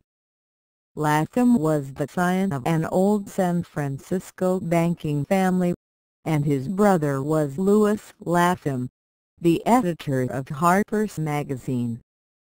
Latham would take a leading role in the CIA cover-up of the Letelier assassination case.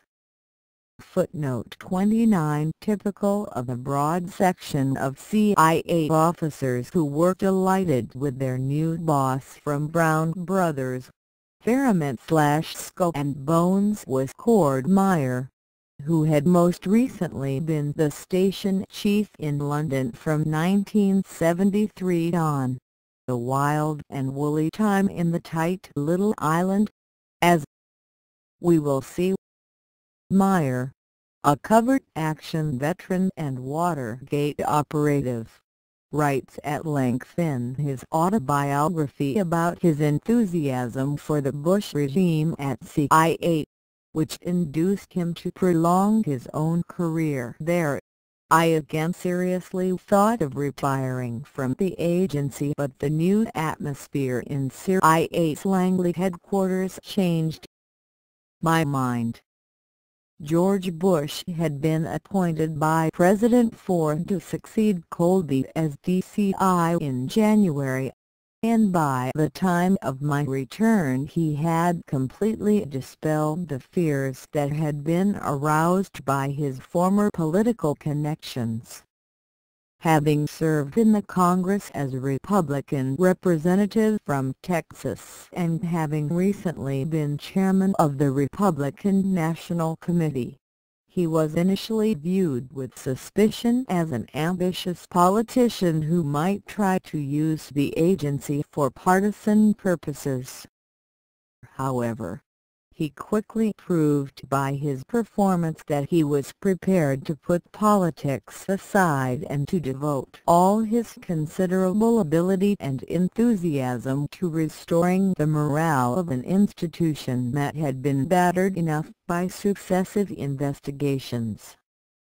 Instead of reaching outside for defeated Republican candidates to fill key jobs, he chose from within the organization among men who had demonstrated their competence through long careers in intelligence work. He leaned over backward to protect the objectivity and independence of the agency's estimates and to avoid slanting the results to fit some preconceived notion of what the president wanted to hear. On the other hand, his close relationship to Ford Bush was a regular Technos doubles partner with Ford, and the trust that the president obviously had in him gave Bush an access to the White House and an influence in the wider Washington bureaucracy that Colby had never enjoyed. Not only did morale improve as a result, but through Bush the agency's views carried new weight and influence in the top reaches of the Ford administration.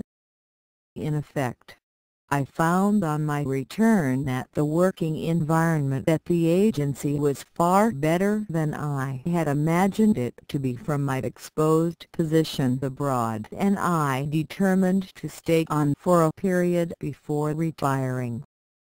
Bush and Hank Notch, the newly appointed deputy director, asked me to serve as a special assistant, and gave me as first assignment the task of reviewing the entire structure of the intelligence community to determine the adequacy of the arrangements for providing strategic warning against an attack on the United States and for handling major international crises.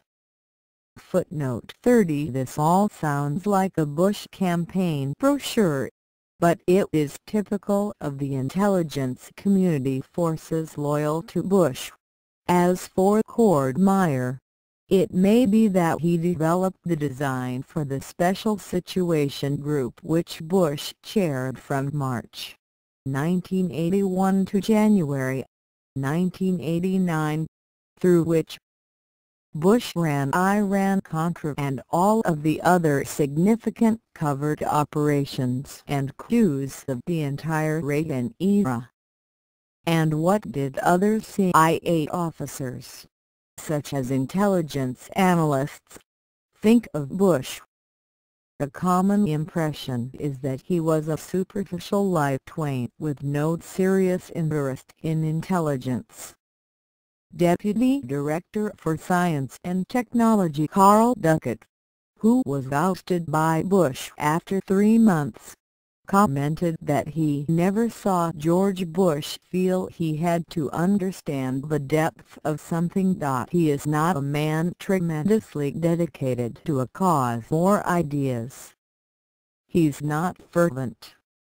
He goes with the flow, looking for how it will play politically.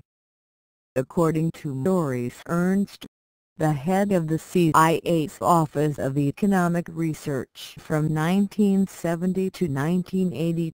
George Bush doesn't like to get into the middle of an intellectual debate. He liked to delegate it.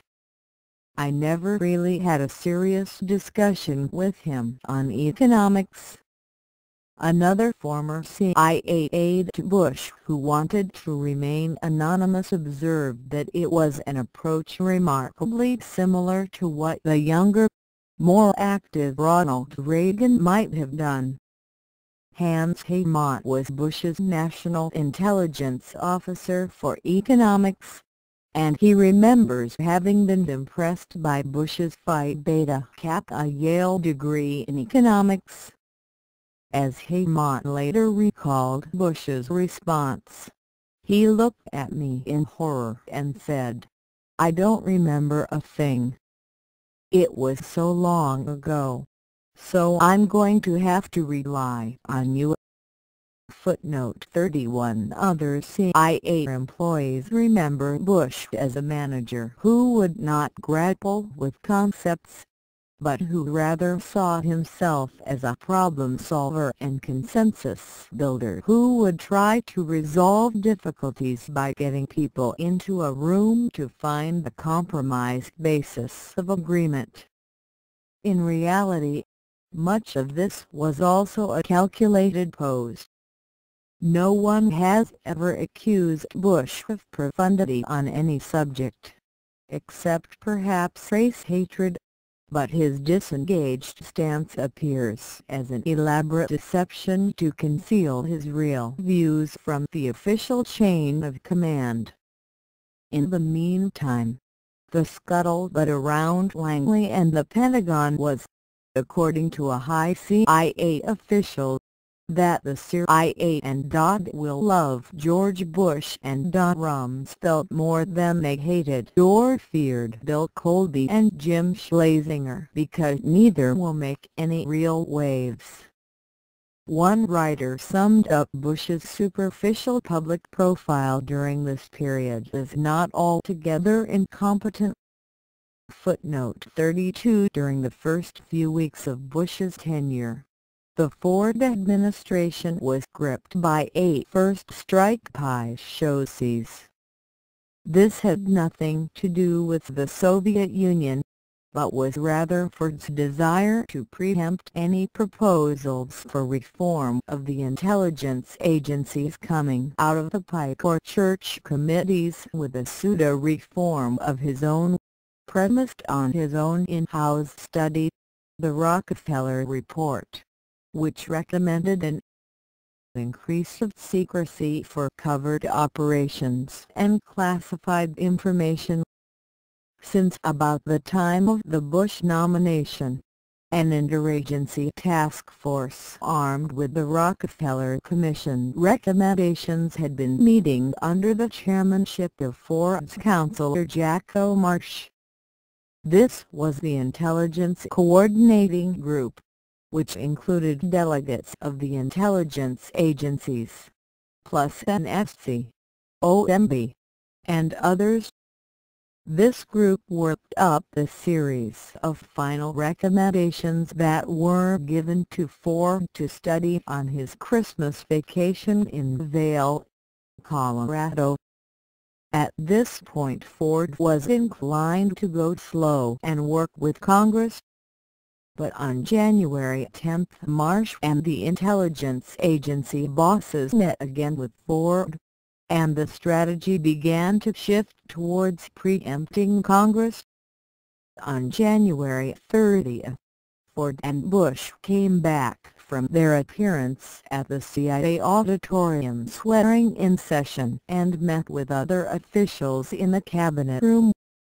Attending besides Ford and Bush were Secretary of State Kissinger, Secretary of Defense Rumsfeld, Attorney General Levi, Jack Marsh, Phil Buchan, Brent Scowcroft, Mike Duval, and Peter Wallace representing Vice President Rockefeller, who was out of town that day. Footnote 33 here Ford presented his tentative conclusions for further discussion.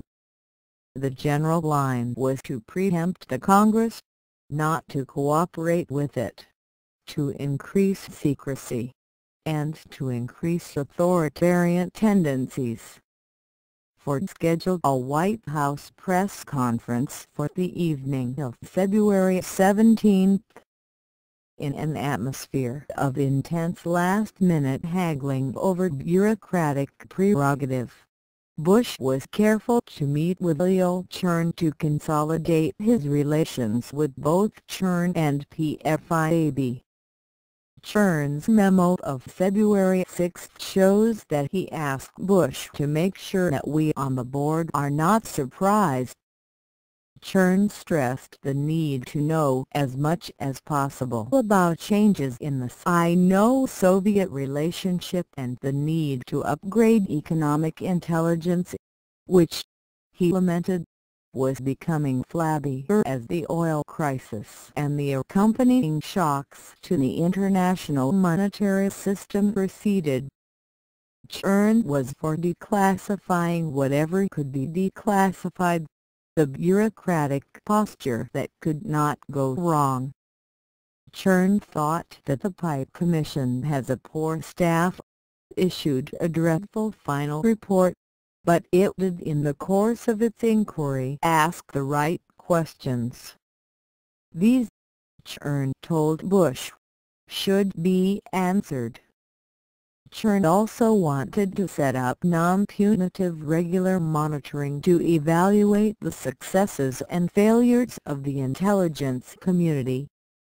This proposal should be noted, for here we have the Germinal idea for Team B, which Bush set up a few months later to evaluate the agency's record in judging the strategic intentions and capabilities of the USSR.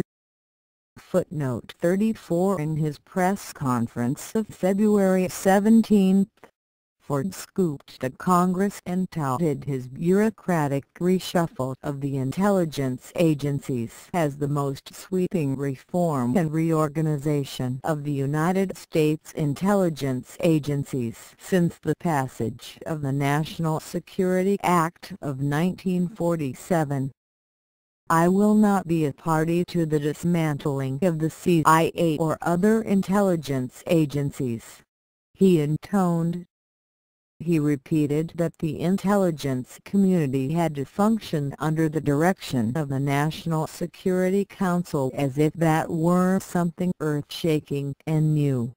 From the perspective of Oliver North and Admiral Poindexter, we can see in retrospect that it guaranteed nothing. A new NFC committee chaired by Bush was entrusted with the task of giving greater central coordination to the intelligence community as a whole. This committee was to consist of Bush. Kissinger cloned William Hyland of the National Security Council staff, and Robert Ellsworth, the Assistant Secretary of Defense for Intelligence. This committee was jointly to formulate the budget of the intelligence community and allocate its resources to the various tasks. The 40 Committee, which had overseen covert operations, was now to be called the Operations Advisory Group, with its membership reshuffled to include Scowcroft of NSC, Kissinger, Rumsfeld, Chairman of the Joint Chiefs of Staff George Brown, plus observers from the Attorney General and the Office of Management and Budget.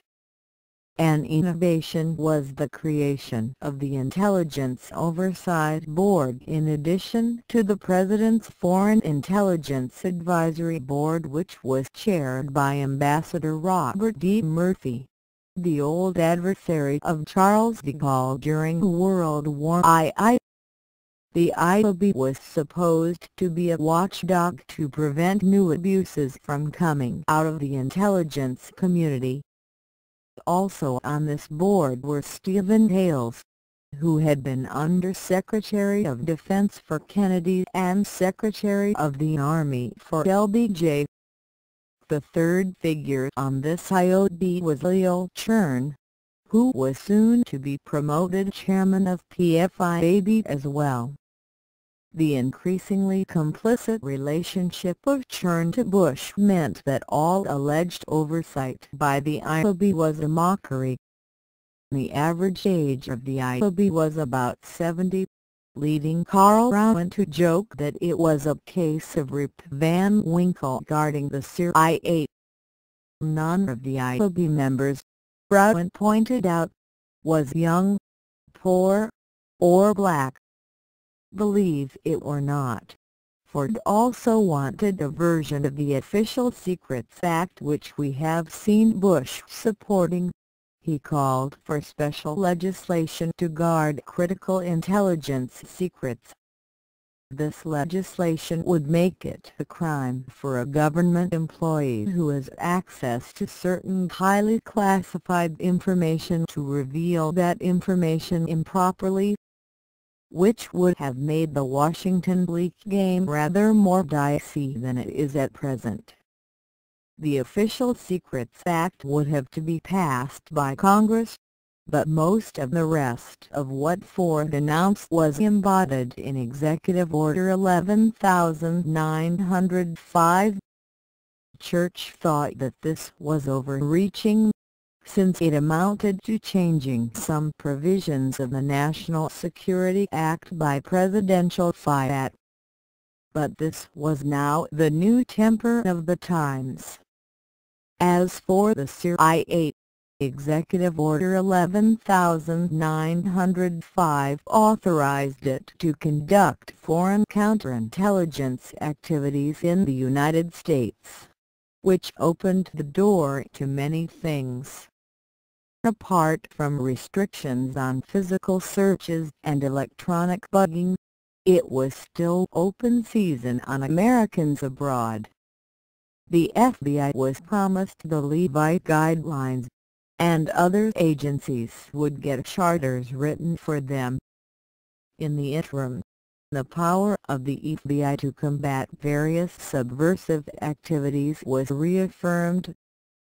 Political assassination was banned, but there were no limitations or regulations placed on covert operations, and there was nothing about measures to improve the intelligence and analytical product of the agencies. In the view of the New York Times, the big winner was Bush. From a management point of view, Mr. Ford tonight centralized more power in the hands of the Director of Central Intelligence than any had had since the creation of the CIA. The Director has always been the nominal head of the intelligence community, but in fact has had little power over the other agencies, particularly the Department of Defense. Bush was now de facto intelligence czar. Footnote 35. Poor Ford was unable to realize that his interest was to be seen as a reformer, not as someone who wanted to reimpose secrecy. When he was asked if his Official Secrets Act could not be used to deter whistleblowers on future bureaucratic abuses, Ford responded that all federal employees would be made to sign a statement pledging that they would not divulge classified information, and that they could expect draconian punishment if they ever did so. Congressman Pike said that Ford's reorganization was bent largely on preserving all of the secrets in the executive branch and very little on guaranteeing the lack of any further abuses. Church commented that what Ford was really after was to give the CIA a bigger shield and a longer sword with which to stab about. An incident of those days revealed something of what was going on. Daniel Shore of CBS, whose name had popped up on the Nixon enemies list during the Watergate hearings, had obtained a copy of the Pipe Committee report and passed it on to the Village Voice. Shore had attended Ford's press conference and listened as Ford denounced the leaking of the Pipe report. The next day, covering Capitol Hill, Shore encountered Bush while the new CIA boss was on his way to testify before the Senate Foreign Relations Committee. A wire photo of an angry Bush gesticulating at Shore wound up on the front page of the Washington Star under the headline, "Another Confrontation." With that, Shore's 20-year career with CBS was over, and he was soon to face the witch hunt by the House Ethics Committee. Other reporters soon caught on that under the new Bush regime, political opponents would be slammed. Shore later speculated about CIA links to CBS owner William Daley. There was no need to look any further than the fact that Harriman had helped to create CBS and that Prescott Bush had been a CBS director during the 1950s, giving the Bushman network a firm presence there. During these days, the Department of Justice announced that it would not prosecute former CIA Director Richard Helms for his role in an illegal break-in at a photographic studio in Fairfax, Virginia during 1971. The rationale was from the National Security Act of 1947. The Director of Central Intelligence shall be responsible for protecting intelligence sources and methods from unauthorized disclosure, even if it meant breaking the law to do it. Bush would become the past master of this sources and methods clause, which could be used to cover up almost anything. The Church Committee was still functioning, and was looking into journalists controlled by the CIA, which some senators wanted to expose by name. On the same day as Ford's press conference, Senators Huddleston and Mathias drove out to Langley to confront Bush and demand that he divulge the names of these CIA media assets. The CIA was not at liberty to reveal the names, Bush told the two senators. Instead, Bush offered documents that generally described the CIA's use of reporters and scholars over the years, but with no names. Senators Baker, Hart, and Mondale then called Bush and urged that the names be made public. Bush refused. Bush pointed to his statement, made on February 12 as the first public act of his CIA career, removing all full-time or part-time news correspondents accredited by any U.S. news service, newspaper, periodicals, radio or TV network or station from the CIA payroll. He also claimed that there were no clergymen or missionaries on the CIA payroll at all. As far as the journalists were concerned, in April the Senate Select Committee on Intelligence Activities announced that they had already caught Bush lying, and that at least 25 journalists and reporters were still on the CIA payroll, and the CIA was determined to keep them there. Bush had quibbled on the word accredited. This limited the purge to accredited correspondence-issued news credentials. But this excluded freelance reporters, editors, news executives, and foreign news organizations at all levels. When dealing with Bush, it pays to read the fine print. the Bush-Kissinger Ford counteroffensive against the congressional committees went forward. On March 5, the CIA leaked the story that the Pike Committee had lost more than 230 secret documents which had been turned over from the files of the executive branch. Pike said that this was another classic CIA provocation designed to discredit his committee, which had ceased its activity. Bush denied that he had engineered the leak. The CIA did not do any such thing. Nothing of that nature at all, Bush told the reporter to whom he had placed a call to wind out his denial. "My whole purpose was to avoid an argument with him," said Bush, although he said that Pike was the cause of this whole problem under great pressure.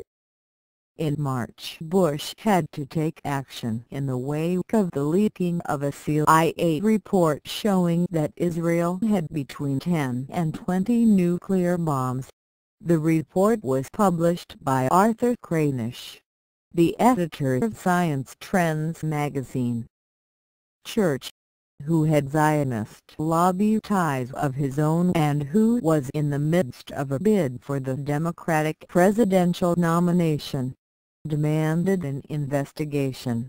Can you imagine how a leak of that kind would have been treated if it had come out of the Congress of the United States? In retrospect, the report may have been some timely window dressing for Israeli prowess in a Ford regime in which Israel's military value as an ally was hotly contested. A little later, General George Brown, the chairman of the Joint Chiefs, was quoted to the effect that Israeli and its armed forces had got to be considered a burden for the United States. In April, Bush told the American Society of Newspaper Editors that he was just back from a secret visit to 3 countries in Europe, which he refused to name, during which he conceded that he might or might not have met with Frank Sinatra. Brother Jonathan Bush had said in February that Sinatra had offered his services to the new CIA boss. Bush praised the CIA in his speech. "It is a fantastic reservoir of discipline in the CIA. Our personnel people say the quality of applications is up. This is an expression of confidence in the agency. Morale is A1. There was speculation that Bush might have gone to Italy, where terrorist activity was increasing and the Italian Communist Party, profiting from the vote of Euro-communism, was rapidly increasing its vote share during 1975–76. In May, FBI Director Clarence Kelly apologized to the American people for the abuses committed by his secret police. Kelly said that he was truly sorry for past abuses of power, all of which were neatly laid at the door of the deceased former director, J. Edgar Hoover. Bush, for his part, aggressively refused to apologize. Bush conceded that he felt outrage at the illegal CIA domestic operations of the Watergate era, but that's all I'm going to say about it. You can interpret it any way you want. Bush's line was that all abuses had already been halted under Cold B by the latter's administrative dictum, and that the issue now was the implementation of the Rockefeller Commission report, to which Bush once again pledged fealty. Bush had no comment on the Lockheed scandal, which had begun to destabilize the Japanese, German, Italian, and Netherlands governments. the advance of the Italian Communists and the Panama Canal treaties were all policy questions for the White House in his view. Although China was being rocked by the Democracy Wall movement and the first Tiananmen massacre of 1976, Bush, ever loyal to his Chinese communist cronies, found that all that did not add up to anything dramatically different. A visit to the Texas Breakfast Club on May 27 found Bush trying to burnish his image as a good guy by talking about the existential dilemmas of a good man in any imperfect world, while pleading for more covert operations all the time. "I know in the limited way there are conflicts of conscience," Bush told the breakfasters, "but we're not living in a particularly moral world. We're living in a world that's not pure black or pure white. We're living in a world where the U.S. has to have a covert capability." On the other hand, Bush was not unconcerned about the constitutional questions that the excesses of the past have raised. "I'm not going to defend the things that were done, but I'm not going to dwell on them either. I'm happy to say I think things are moving away from the more sensational revelations of the past, leaving the CIA as an institution intact."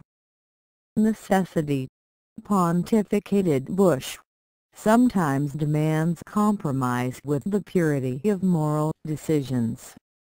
On June 3, the Houston Post touted Bush as a good vice presidential candidate after all, moderate and Southern, no matter what Ford had promised to the Senate to get Bush confirmed. Bush was mum.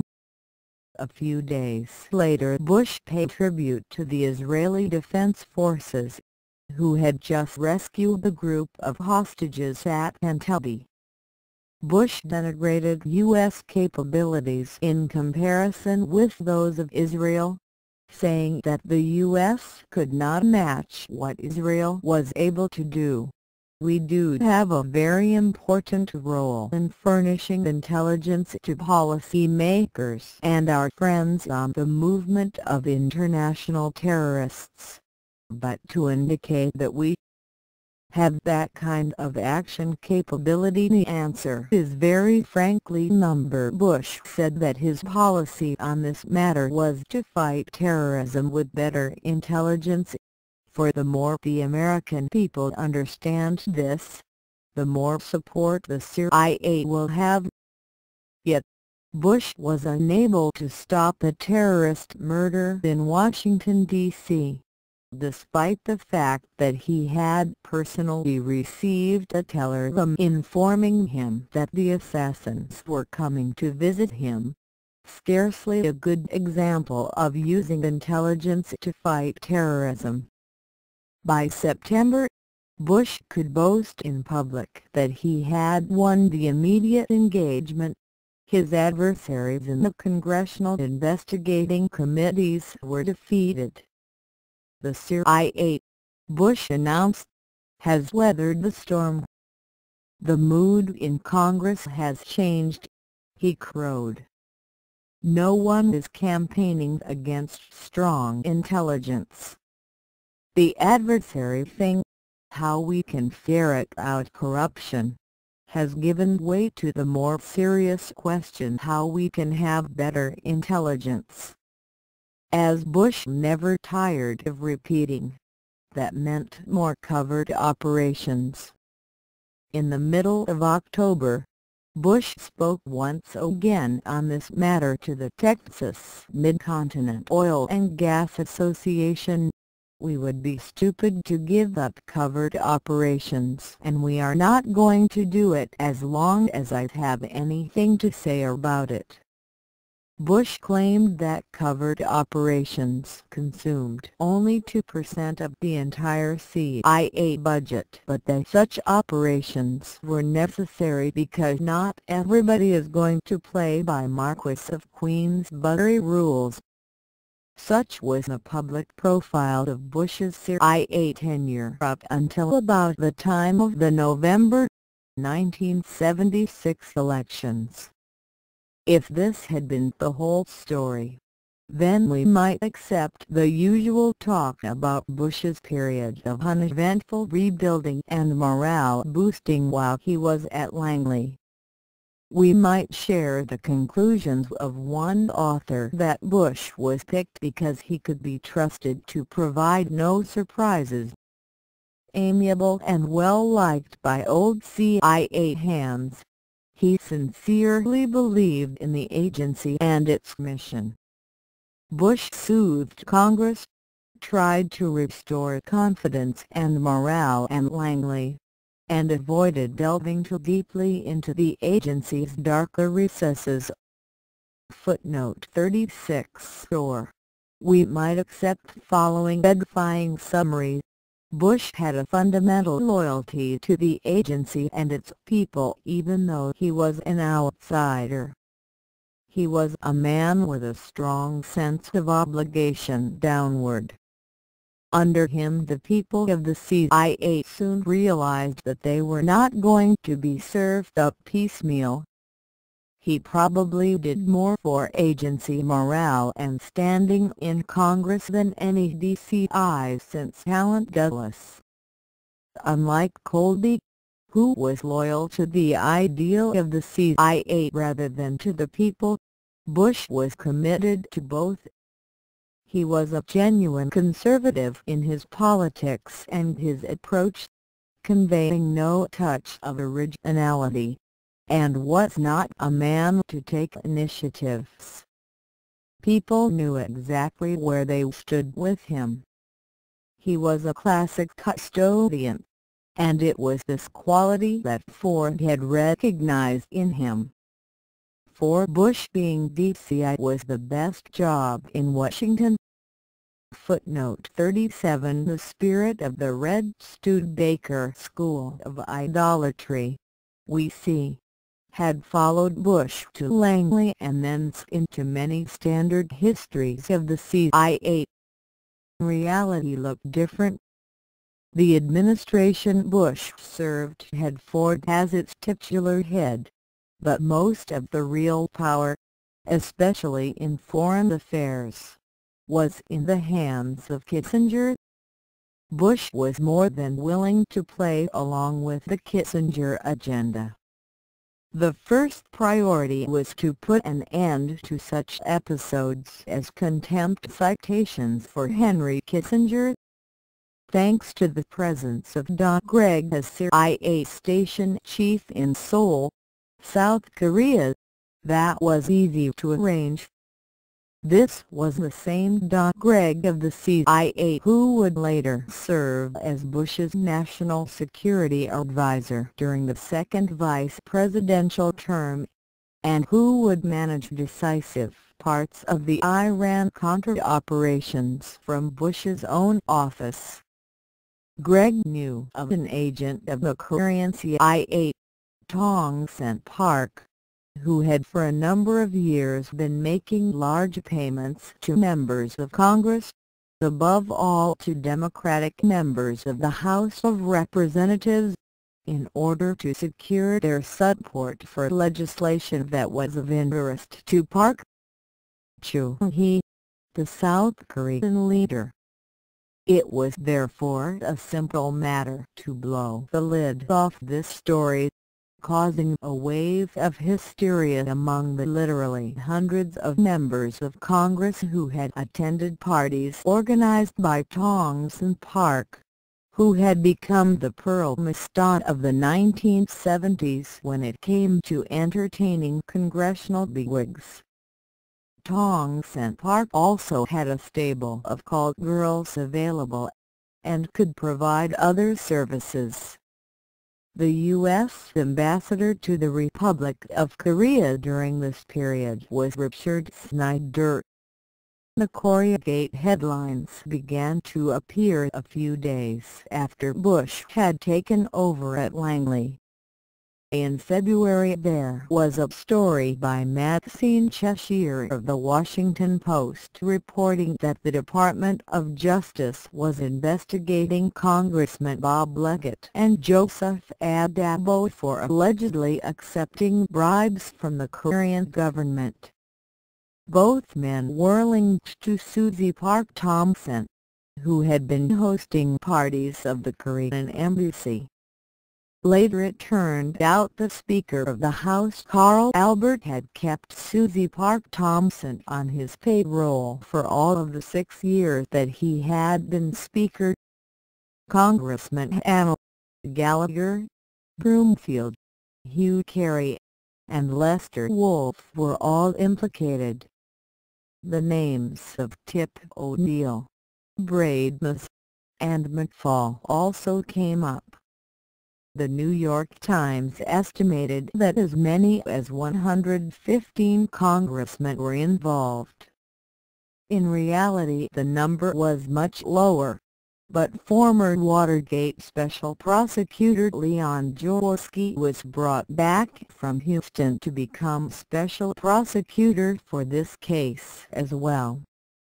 This underlined the press line that the Democrats' Watergate had finally arrived. It was embarrassing to the Bush CIA when Tongson Park's official agency file disappeared for several months, and finally tuned up shorn of key information on the CIA officers who had been working most closely with Park. Eventually Congressman Hanna was convicted and sent to jail, while Congressman Otto Passman of Louisiana was acquitted, largely because he had had the presence of mind to secure a venue in his own state. The number of other congressmen quit, and it is thought that the principal reason for the decision by Democratic Speaker of the House Carl Albert to retire at the end of 1976 was the fact that he had been touched by the breath of this scandal, which would go into the chronicles as Koreagate. With this, most of the Congress was brought to heel. We note in passing that when George Bush takes a step up the ladder in Washington, the Speaker of the House is likely to be ousted. Asked Jim Wright. An interesting sidelight of Koreagate involves then-Congressman Edward R. Winksy, today Bush's Secretary of Veterans Affairs. An article in the Wall Street Journal during this period alleged the federal investigators suspected R. Winksy of informing the Korean CIA that one of their officers was about to defect to the U.S. for the purpose of cooperating with the Koreagate investigations. Winksy denied the accusations, and he was never prosecuted. Footnote 38. With that, the Congress was terrorized and brought to heel. In this atmosphere, Bush moved to reach a secret foreign policy consensus with key congressional leaders of both parties of the one-party state. According to two senior government officials involved, limited covert operations in such places as Angola were continued under the pretext that they were necessary for phasing out the earlier, larger, and more expensive operations. Bush's secret deal was especially successful with the post-Church Senate Intelligence Committee.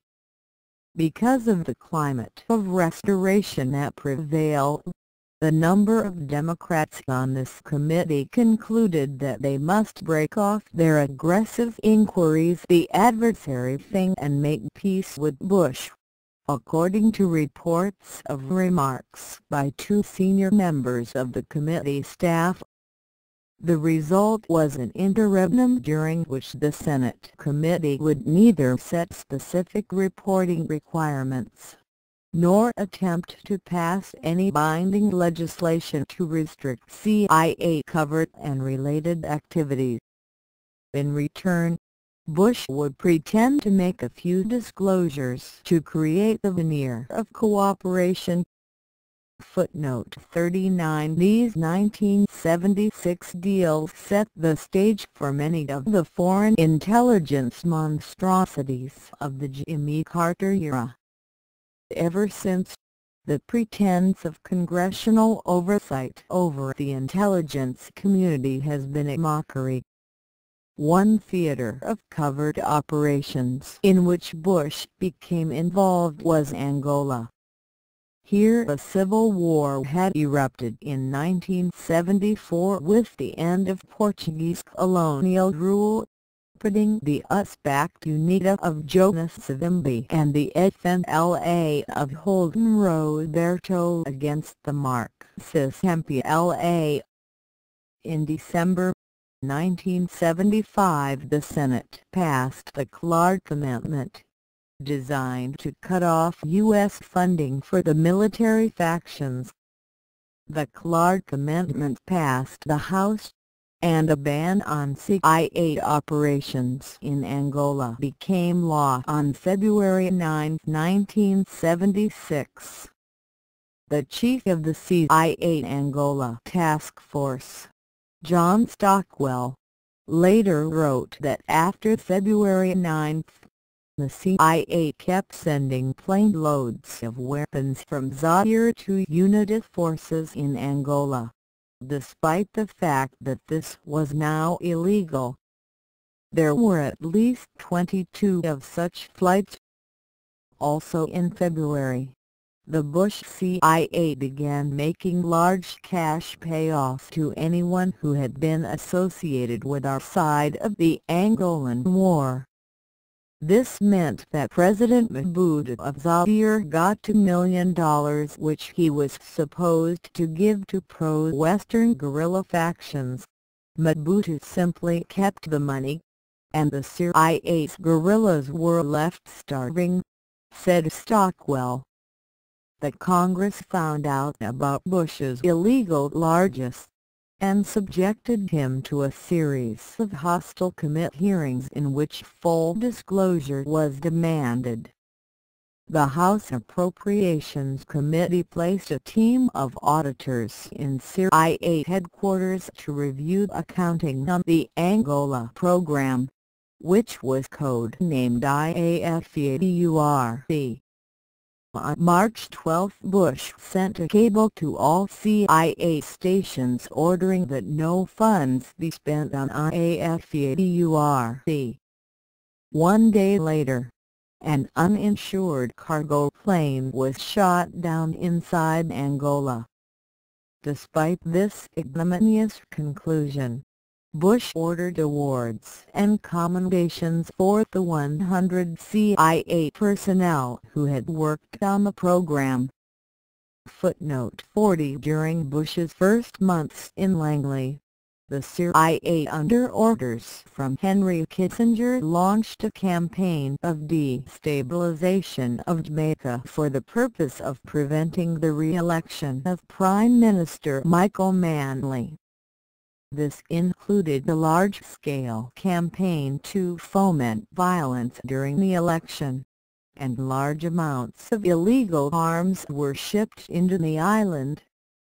$10 million was spent on the attempt to overthrow Manley, and at least 3 assassination attempts took place with the connivance of the CIA. Footnote 41. The Bush CIA also continued a program in Iran which went under the name of IDEX.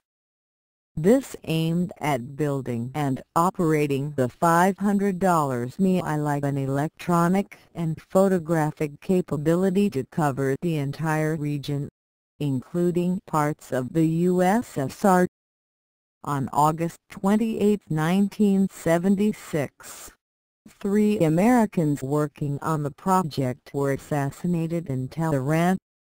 According to a Washington Post account by Bob Woodward, the month before these killings, the former CIA director and then current U.S. ambassador to Iran, Richard Helms, sent Bush a note complaining about abuses connected with the project, and in particular demanding that Bush investigation corrupt practices which Helms suspected were involved with the project. Helms apparently wanted to be spared more embarrassment in case Ibex were to become the object of a new scandal. Footnote 42. During Bush's CIA tenure, the CIA was found to have conducted electronic surveillance against the representatives of Micronesia, the untrusteeship territory in the Pacific that had been administered by the United States, and which was then about to become independent. In a story by Bob Woodward, the Washington Post alleged that the CIA had been bugging the Micronesian government over a 4-year period with a view to acquiring details of their negotiating strategy in talks with the State Department concerning relations with the United States after independence. The CIA's rebuttal seems to have been that while it would indeed have been illegal to bug the Micronesians if they were U.S. citizens, they were now foreigners, and such bugging had never been restricted. During Bush's time at the CIA, a series of governments around the world were destabilized by the Lockheed bribery scandal, the greatest multinational scandal of the 1970s. This scandal grew out of hearings before a Senate subcommittee chaired by Frank Church, although separate from the Intelligence Committee mentioned above. The number of Lockheed executives testified that they had systematically bribed officials of allied governments to secure contracts for the sale of their military aircraft. This system of unreported payments eventually implicated such figures as former Japanese Prime Minister Kakuei Tanaka, the leader of the most important faction in the Liberal Democratic Party, and Franz Joseph Strauss, the former federal German defense minister, Prime Minister of Bavaria, and the leader of the Christian Social Union. Then a part of the opposition in the Bundestag in Bonn. Also implicated were a series of Italian Christian Democratic and Social Democratic political leaders, including the then Prime Minister Giulio Andreotti, the President of the Italian Republic Giovanni Leone, and former Defense Ministers Mario Tanazzi of the PSDI and Luigi Gui of the DC. In the Netherlands, Prince Bernhard, the consort of Queen Juliana, was implicated, and virtually no NATO country was spared. The Lockheed scandal, coming as it did out of a milieu full of military intelligence connections, was coherent with a long-term Anglo-American design of destabilizing and weakening the allied governments and the political forces that constituted those governments. Those who have witnessed the ghoulish public love affair between George Bush and the fascist Iron Lady of Great Britain, Margaret Thatcher, may be interested in indications that CIA Director Bush helped to bring Mrs. Thatcher to power.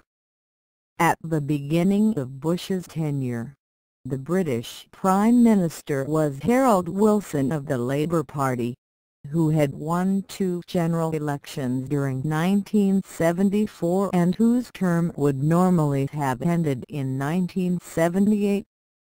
But Wilson was destabilized and forced out of office, although his immediate successor was James Callaghan, also of the Labour Party. Callaghan's cabinet was merely the prelude to the advent of Thatcher, who would remain in power for more than 11 years, until late in 1990. Footnote 43. Bush's implication in the matter is beyond any doubt. Shortly after Bush had arrived at Langley, Prime Minister Wilson dispatched his close friend Lord Weidenfeld to the United States with a confidential letter to be given to Senator Hubert Humphrey. Wilson and Weidenfeld met on February 10, 1976. The letter enumerated the names of a number of Mile 5 and Mile 6 officers of whom Wilson was suspicious. Wilson's letter requested that Humphrey go to Bush and ask him whether the CIA knew anything about these British counterintelligence and intelligence officers. Was it possible, Wilson wanted to know, that those named in the letter were actually working with or for the CIA? Were the British officials in league with the CIA faction that was carrying out electronic or other surveillance of Wilson, including in his office in 10 Downing Street? Implied was the further question: was the CIA part of an operation to destabilize Wilson and bring him down? It is known that Bush took Wilson's letter quite seriously, so seriously that he flew to London to talk to Wilson and assured him that the CIA had not been responsible for any surveillance of the PM. But by the time Bush reached London, Wilson had already resigned in a surprise announcement made on March 16, 1976. What role had the CIA actually played? The transition from Harold Wilson to Margaret Thatcher amounts to the replacement of Lord Victor Rothschild's favourite puppet politician of the 1960s with Lord Victor Rothschild's preferred choice for the 1980s. The pretext used to harass Wilson out of office was Wilson's well-known close ties to communists and to the Soviet bloc. But all of that had been well known back in 1964 when he had come to power for the first time. The pretext appears in all of its irony when we recall that Lord Victor Rothschild was himself the leading candidate to be named as the legendary fifth man of the KGB's spy team of Philby, McLean, Burgess, and Blunt. A leading purveyor of the argument that Wilson was a Soviet asset was James Jesus Angleton, like Bush a Yale graduate. Angleton had been the counterintelligence director of the CIA until 1975, but he had not been very successful. Angleton had always been obsessed by the presence of high-level CIA moles in the U.S. government and his own agency. Angleton was in touch with Peter Wright of Mile 5. Wright was also bitterly opposed to Wilson, whom he characterized as a Soviet Zionist agent, which was perfectly accurate as far as it went. But again, all that had been clear back in 1964 and even much earlier. Wright had provided Chapman Pincher, a right-wing British journalist and also an asset of Lord Victor, with the material for the book Their Trade is Treachery, a limited hangout which provided many interesting facts about the Soviet penetration of British intelligence, but which was mainly designed to keep Lord Victor out of the spotlight. Later Wright's own book, Spycatcher, succeeded even better in protecting Lord Victor by becoming an international success. The scandal that allowed Lord Victor to die a natural death without ever having been apprehended by British authorities. The crowning irony is that Philby's old pal Lord Victor Wright and the obsessive Angleton were all in a strange united front to vilify Wilson for his links to Soviet intelligence, which were of course massive but which had been well known all along.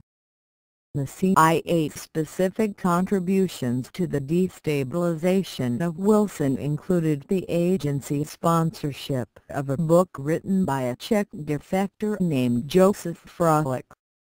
This tome accused John Stonehouse, the Postmaster General in Wilson's cabinet, of being an East Bloc agent. Stonehouse later attempted to go underground in Australia after feigning suicide. Stonehouse was later found and brought back, although he still asserts his innocence of espionage charges. This affair, complete with a fugitive cabinet minister, was a colossal embarrassment to Wilson. Wilson, as indicated, was convinced that he was being bugged, possibly with CIA participation. According to Chapman Pincher, whether this surveillance extended to independent bugging by the CIA and NSA is unknown, although the CIA has denied it. Under the Anglo-American Agreement dating back to 1947, there had long been an exchange of surveillance information, including cable and letter intercepts, but it is not impossible that the American agencies occasionally undertook activities denied, by threat or circumstances, to the British. Footnote 44. In other words, it was easier for the Anglo-American establishment to have the CIA handle the bugging in London, since this was not illegal under the CIA's regulations. Was there reciprocity in this respect? Part of the destabilization of Wilson was run through Private Eye magazine. Another likely participant was Tory activist Barry Neave, who had wanted to replace former Prime Minister Edward Heath with Thatcher when Heath fell in 1974. Ultimately, Thatcher would be the leading beneficiary of the fall of Wilson. Another government destabilized through the CIA during the same period was the Gough Whitlam Labour Party government of Australia. Whitlam threatened to deprive the CIA of its key Pine Gap electronic listening post after he discovered that the Australian and intelligence services had been working with the CIA to bring down Allende. On November 8, 1975, with Bush's likely advent at the CIA already public knowledge, Theodore Shackley dispatched the telegram to the Australian intelligence services threatening to cut off all exchanges, hanging the Australians out to dry. On November 11, in a highly unusual action, the Royal Governor-General dismissed Whitlam as Prime Minister, bringing Malcolm Fraser and the Conservatives back to power. When Whitlam's Labour Party majority in the lower house responded by voting no confidence in Fraser, the Royal Governor-General dissolved the lower house and called the election. It was a coup ordered directly by Queen Elizabeth II, and carried out with Bush's help. In the background of this affair is the Nugan Bank, an Anglo-American intelligence proprietary involved with drug money laundering. One of the most spectacular scandals of Bush's tenure at the CIA was the assassination in Washington, D.C. of the Chilean exile leader Orlando Letelier, who had been the minister in the government of Salvador Allende Gossens, who had been overthrown by Kissinger in 1973.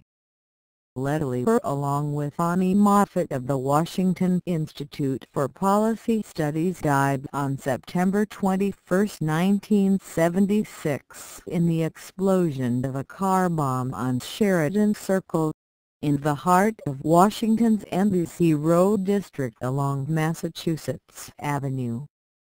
Relatively few cases of international terrorism have taken place on the territory of the United States, but this was certainly an exception.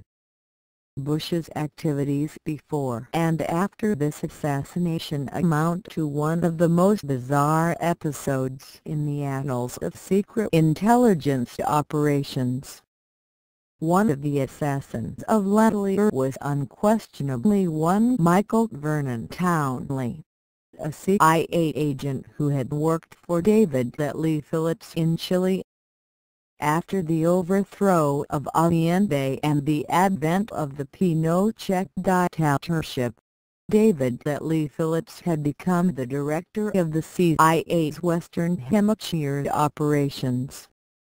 In 1975, Phillips founded AFIO, the Association of Former Intelligence Officers, which has supported George Bush in every campaign he has ever waged since that time.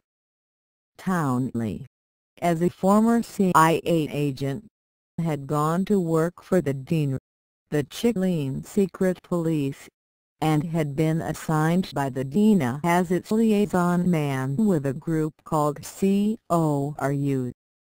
CORU was the acronym for Command of United Revolutionary Organizations, the united front of four anti-Castro Cuban organizations based primarily in the neighborhood of Miami called Little Havana. With CORU, we are back in the milieu of Miami anti-Castro Cubans whose political godfather George Bush had been since very early in the 1960s. CORU was at that time working together with the intelligence services of Chile's Pinochet, Paraguay's Alfredo Stroessner, and Nicaragua's Somoza for operations against common enemies, including Chile on left-wing emigres and Castro assets. Soon after the foundation of CORU, bombs began to go off at the Cuban mission to the United Nations in New York. During this period, a Miami doctor named Orlando Bosch was arrested, allegedly because he had been planning to assassinate Henry Kissinger, and that ostensibly because of Kissinger's concessions to Castro. During the same period, the Chilean DINA was mounting its so-called Operation Condor, a plan to assassinate emigre opponents of the Pinochet dictatorship and its Milton Friedman, Chicago School economic policies. Footnote 45. It was under these circumstances that the U.S. ambassador to Chile, George Landau, sent a cable to the State Department with the singular request that 2 agents of the DINA be allowed to enter the United States with Paraguayan passports. One of these agents is likely to have been Townley. The cable also indicated that the 2 DINA agents also wanted to meet with General Vernon Walters, the outgoing Deputy Director of Central Intelligence, and so the cable also went to Langley. Here the cable was read by Walters, and also passed into the hands of Director George Bush. Bush not only had this cable in his hands, Bush and Walters discussed the contents of the cable and what to do about it, including whether Walters ought to meet with the DINA agents. The cable also reached the desk of Henry Kissinger. One of Landau's questions appears to have been whether the mission of the DINA men had been approved in advance by Langley. His cable was accompanied by photocopies of the Paraguayan passports. Later on, in 1980, Bush denied that he had ever seen this cable. He had not just been out of the loop, he claims. He had been in China. The Red Studebaker hacks, including Bush himself in his campaign autobiography, do not bother denying anything about the Letelier case. They simply omit it. Footnote 46. On August 4, on the basis of the conversations between Bush and Walters, the CIA sent a reply from Walters to Landau stating that the former was unaware of the visit and that his agency did not desire to have any contact with the Chileans. Landau responded by revoking the visas that he had already granted and telling the Immigration and Naturalization Service to put the two DINA men on their watch list to be picked up if they tried to enter the U.S. The two DINA men entered the U.S. anyway on August 22, with no apparent difficulty. The DINA men reached Washington, and it is clear that they were hardly traveling incognito. They appear to have asked a Chilean embassy official call the CIA to repeat their request for a meeting. According to other reports, the DINA men met with New York Senator James Buckley, the brother of conservative columnist William Buckley of Skull and Bones. It is also said that the DINA men met with Frank Tarpley, a close associate of Ed Wilson, and no stranger to the operations of the Shackley Klein's enterprise. According to one such version, Townley met with Frank Tarpley 1 week before the Letelier murder, on the same day that he met with Senator James Buckley and aides in New York City. The explosives sent to the United States on Chilean Airlines were to replace explosives supplied by Edwin Wilson, according to a source close to the office of Assistant U.S. Attorney Lawrence Barcella. Footnote 47. The bomb that killed Letelier and Moffat was of the same type that the FBI believed that Ed Wilson was selling, with the same timer mechanism. Bush therefore had plenty of warning that a DINA operation was about to take place in Washington, and it was no secret that it would be wet work. As Dingus and Landau point out, when the DINA hitmen arrived in Washington, they alerted the CIA by having a Chilean embassy employee call General Walters' office at the CIA's Langley headquarters. It is quite beyond belief that the CIA is so lax in its counter-espionage functions that it would simply have ignored the clandestine operation by a foreign intelligence service in Washington, D.C., or anywhere in the United States. It is equally implausible that Bush, Walters, Landau and other officials were unaware of the chain of international assassinations that had been attributed to DINA. Footnote 48. One might say that Bush had been an accessory before the fact. Bush's complicity deepens when we turn to the post-assassination cover-up. The prosecutor in the Letelier-Moffat murders was Assistant U.S. Attorney Eugene M. Proper. 9 days after the assassinations, Proper was trying without success to get some cooperation from the CIA, since it was obvious enough to anyone that the Chilean regime was the prime suspect in the killing of one of its most prominent political opponents. The CIA had been crudely stonewalling Proper.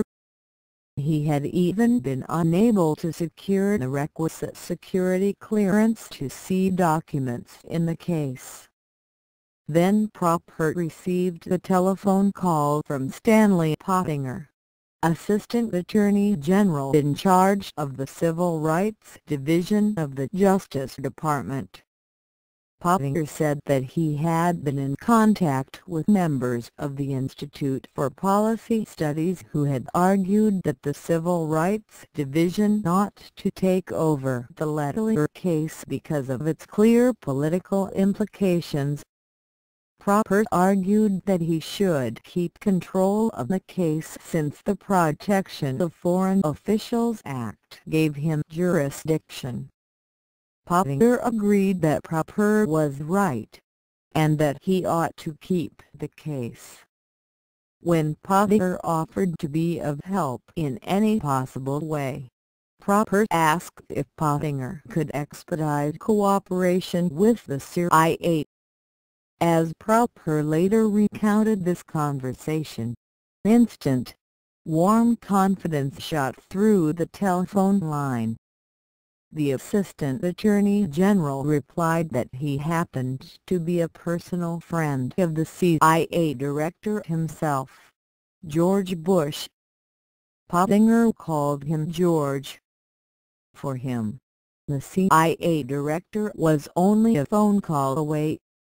Would Proper like an appointment? By that afternoon he, an FBI agent working on the case, and Pottinger were scheduled for lunch with Director Bush at CIA headquarters on Monday. A Justice Department limousine would pick them up at noon. Proper whistled to himself. This was known in Washington as access. Footnote 49. At CIA headquarters, Pottinger introduced Proper to Director Bush, and Bush introduced the two lawyers to Tony Latham, his general counsel.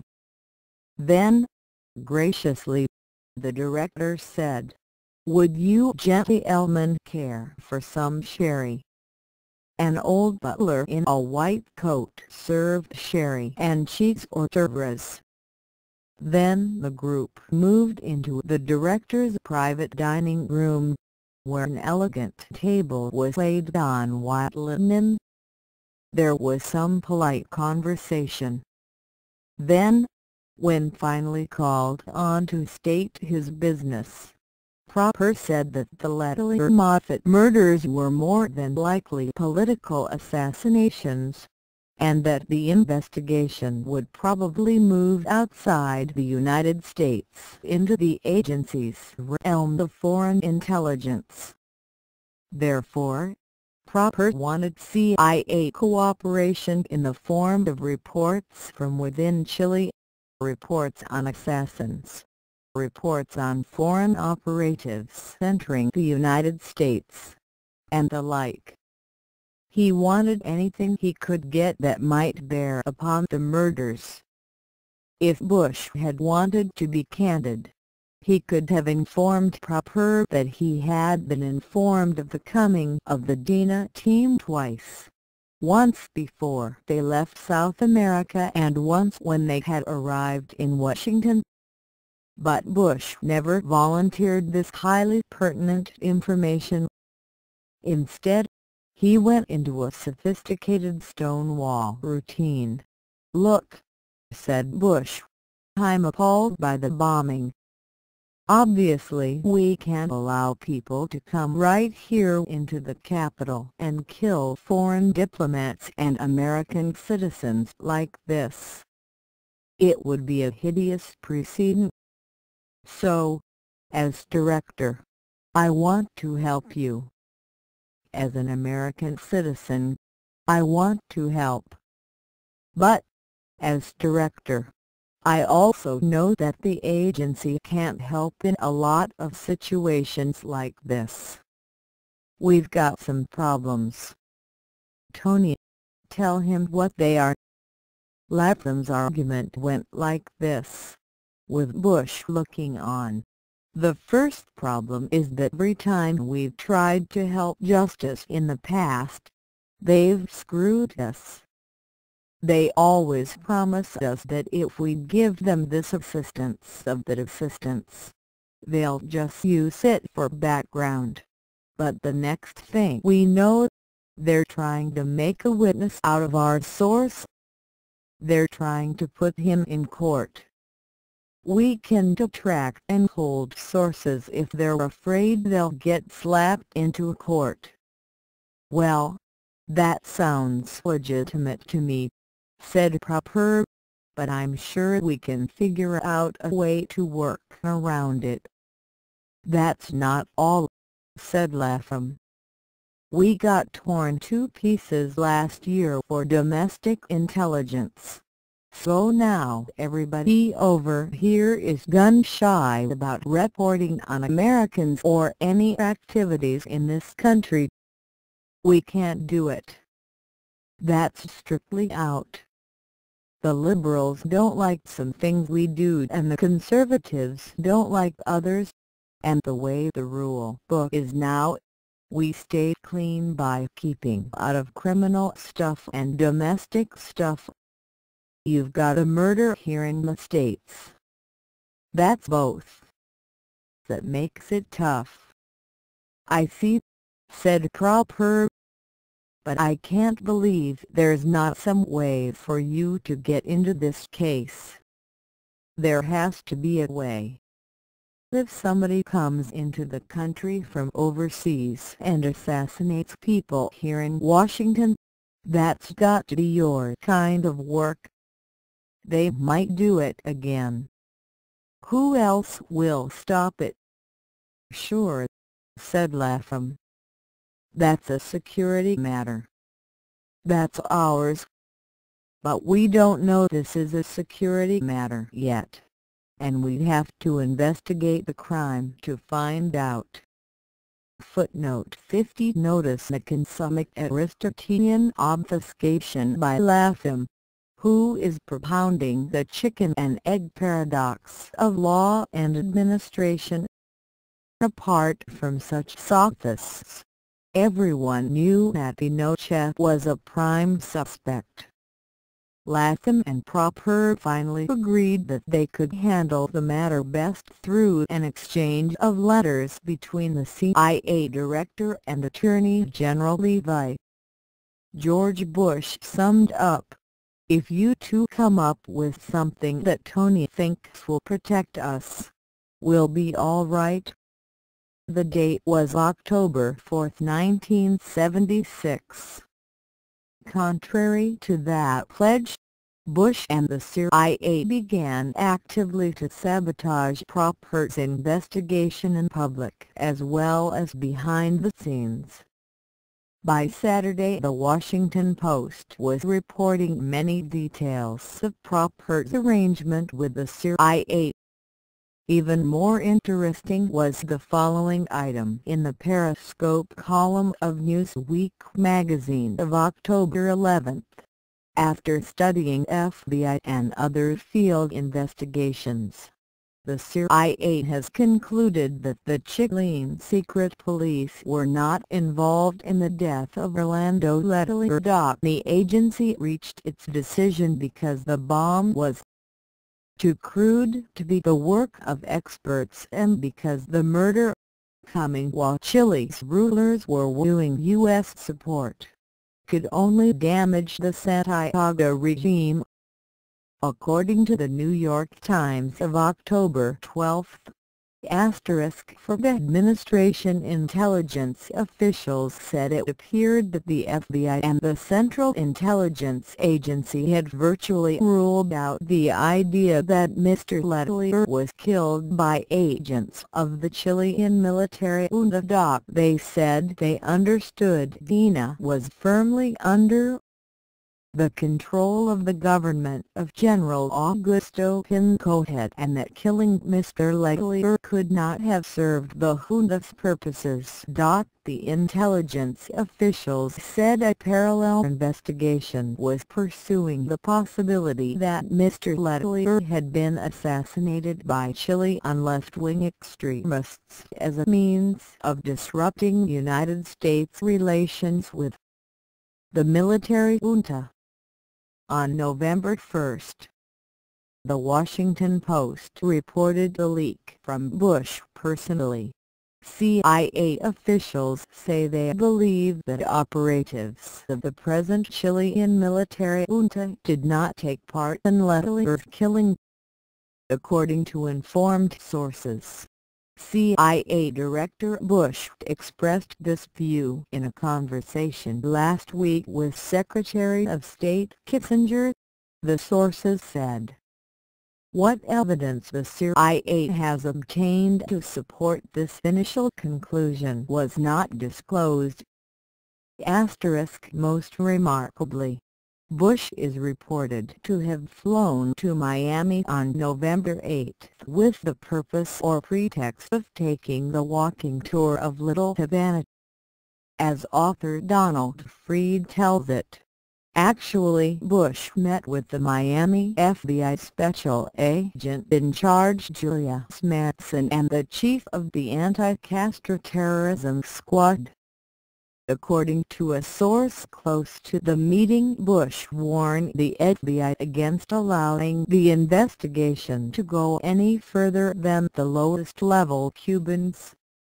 Footnote 51. In the meeting presided over by Pottinger, Proppert was only able to get Latham to agree that the Justice Department could ask the CIA to report any information on the Letelier murder that might relate to the security of the United States against foreign intervention.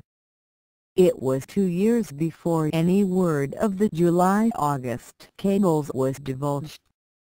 Ultimately, some low-level Cubans were convicted in a trial that saw Townley cop a plea bargain and get off with a lighter sentence than the rest. Material about Townley under his various aliases strangely disappeared from the IN's files, and records of the July-August cable traffic with Walters and Bush was expunged. No doubt that there had been obstruction of justice. No doubt there had been a cover-up.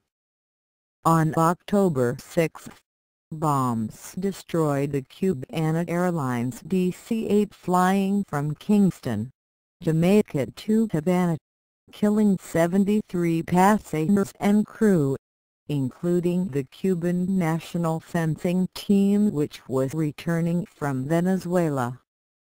Anonymous callers to newspapers and radio stations claimed responsibility for CORU and Operation Condor, while Fidel Castro immediately blamed the CIA. Venezuelan police arrested CORU leaders Orlando Bosch, freed from jail in the U.S., and Luis Posada Carrols, whom we will later see as an associate of Bush operative Felix Rodriguez in Iran-Contra. During 1976, Ted Wilson, officially retired, had been working with CIA officials on a project to deliver explosives, timers, weapons, and ultimately red-eye missiles to Gaddafi of Libya. Wilson was receiving assistance from active-duty CIA agents, including William Weisenberger, and from Scientific Communications, a CIA front company. Wilson was working with Clines, who was still on the CIA payroll. CIA man Kevin Mulcahy had reported to Theodore Shackley about Wilson's activities, and Shackley had informed Deputy Director William Wells, who in turn had passed the hot potato onto Inspector General John Waller. The result of this round was a probe of Mulcahy's report under Thomas Cox of Waller's staff, assisted by Thomas Clines, of all people. On the basis of this in-house investigation, Bush on September 17 decided to pass the entire case on to the FBI. Another aspect of Wilson's skullduggery was reported to Clines by Raphael Chaitkin, another fixture of the enterprise, who complained that Wilson was trying to recruit him for an assassination attempt against Carlos, the fabled international terrorist. Years later Wilson was given a long jail sentence, while his sidekick Frank Tarpley went underground. What is essential here is that under Bush's administration, the CIA and its associated enterprise and other old boys networks began to run amok along paths that lead us towards the Iran-Contra affair and the other great covert action secret wars of the 1980s and 1990s. During the last days of the Ford administration, Attorney General Edward Levi had occasion to assert that the CIA's policy of refusing to turn documents and other evidence over to the Justice Department smacked of a Watergate cover-up. This was in connection with the prosecution of one Edwin Gibbons Moore, who was allegedly trying to sell secret papers to the Soviet embassy. The Bush CIA had refused to turn over various documents germane to this strange case.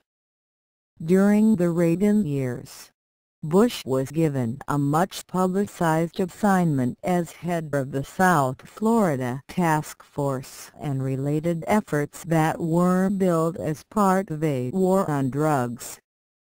In 1975, President Ford had ordered the CIA to collect intelligence on narcotics trafficking overseas, and also to covertly influence foreign officials to help U.S. anti-drug activities.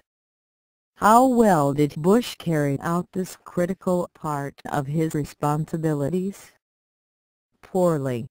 According to a Justice Department report on inquiry into CIA-related electronic surveillance activities, which was compiled in 1976, but which has only partly come into the public domain. What emerges is a systematic pattern of cover-up that recalls Latham's spurious arguments in the Lillier case. Using the notorious Stonewall that the first responsibility of the CIA was to shield its own methods and sources from being exposed, the agency expressed fear that the confidentiality of CIA's overseas collection methods and sources would be in jeopardy should discovery proceedings require disclosure of the CIA's electronic surveillance activities. Footnote 52. This caused several narcotics investigations and prosecutions to be terminated. It was during 1976 that Bush met the Panamanian leader Manuel Antonio Noriega. According to Don Gregg, this meeting took place on the edges of a luncheon conference with several other visiting Panamanian officials. This all makes an impressive catalogue of debacles in the area of covert operations. But what about the intelligence product of the CIA? In particular, the National Intelligence Estimates that are the centerpiece of the CIA's work.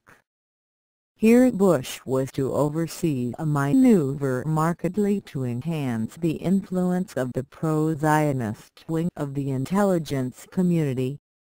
As we have already seen, the idea of new procedures allegedly designed to evaluate the CIA's track record in intelligence analysis had been kicking around in Leo Chern's PFIAB for some time. In June 1976, Bush accepted a proposal from Leo Chern to carry out an experiment in competitive analysis in the area of national intelligence estimates of Soviet air defenses, Soviet missile accuracy, and overall Soviet strategic objectives. Bush and Chern decided to conduct the competitive analysis by commissioning two separate groups, each of which would present and argue for its own conclusions. On the one team would be the CIA's own national intelligence officers and their staffs. But there would also be a separate Team B, a group of ostensibly independent outside experts. The group leader of Team B was Harvard history professor Richard Pipes, who was working in the British Museum in London when he was appointed by Bush and Chern. Pipes had enjoyed support for his work from the office of Senator Henry Jackson, which had been one of the principal incubators of a generation of whiz-kids and think-tankers whose entire strategic outlook revolved around the stated or unstated premise of the absolute primacy of supporting Israel in every imaginable excess or adventure, while frequently sacrificing vital U.S. interests in the process. The liaison between Pipes' Team B and Team A, the official CIA, was provided by John Paisley, who had earlier served as the liaison between Langley and the McCord-Hunt plumbers. In this sense, Paisley served as the staff director of the Team A-Team B experiment. Pipes then began choosing the members of Team B. First he selected from a list provided by the CIA two military men, Lieutenant General John Vogt and Brigadier General Jasper Welch, Jr., both of the Air Force.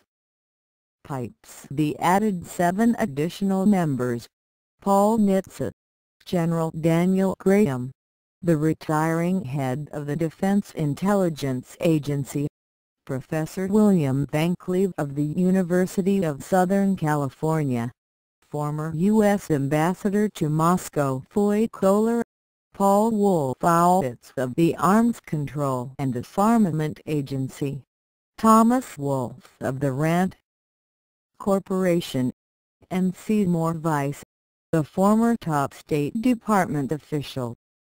2 other choices by Pipes were rejected by Bush. Team B began meeting during late August of 1976.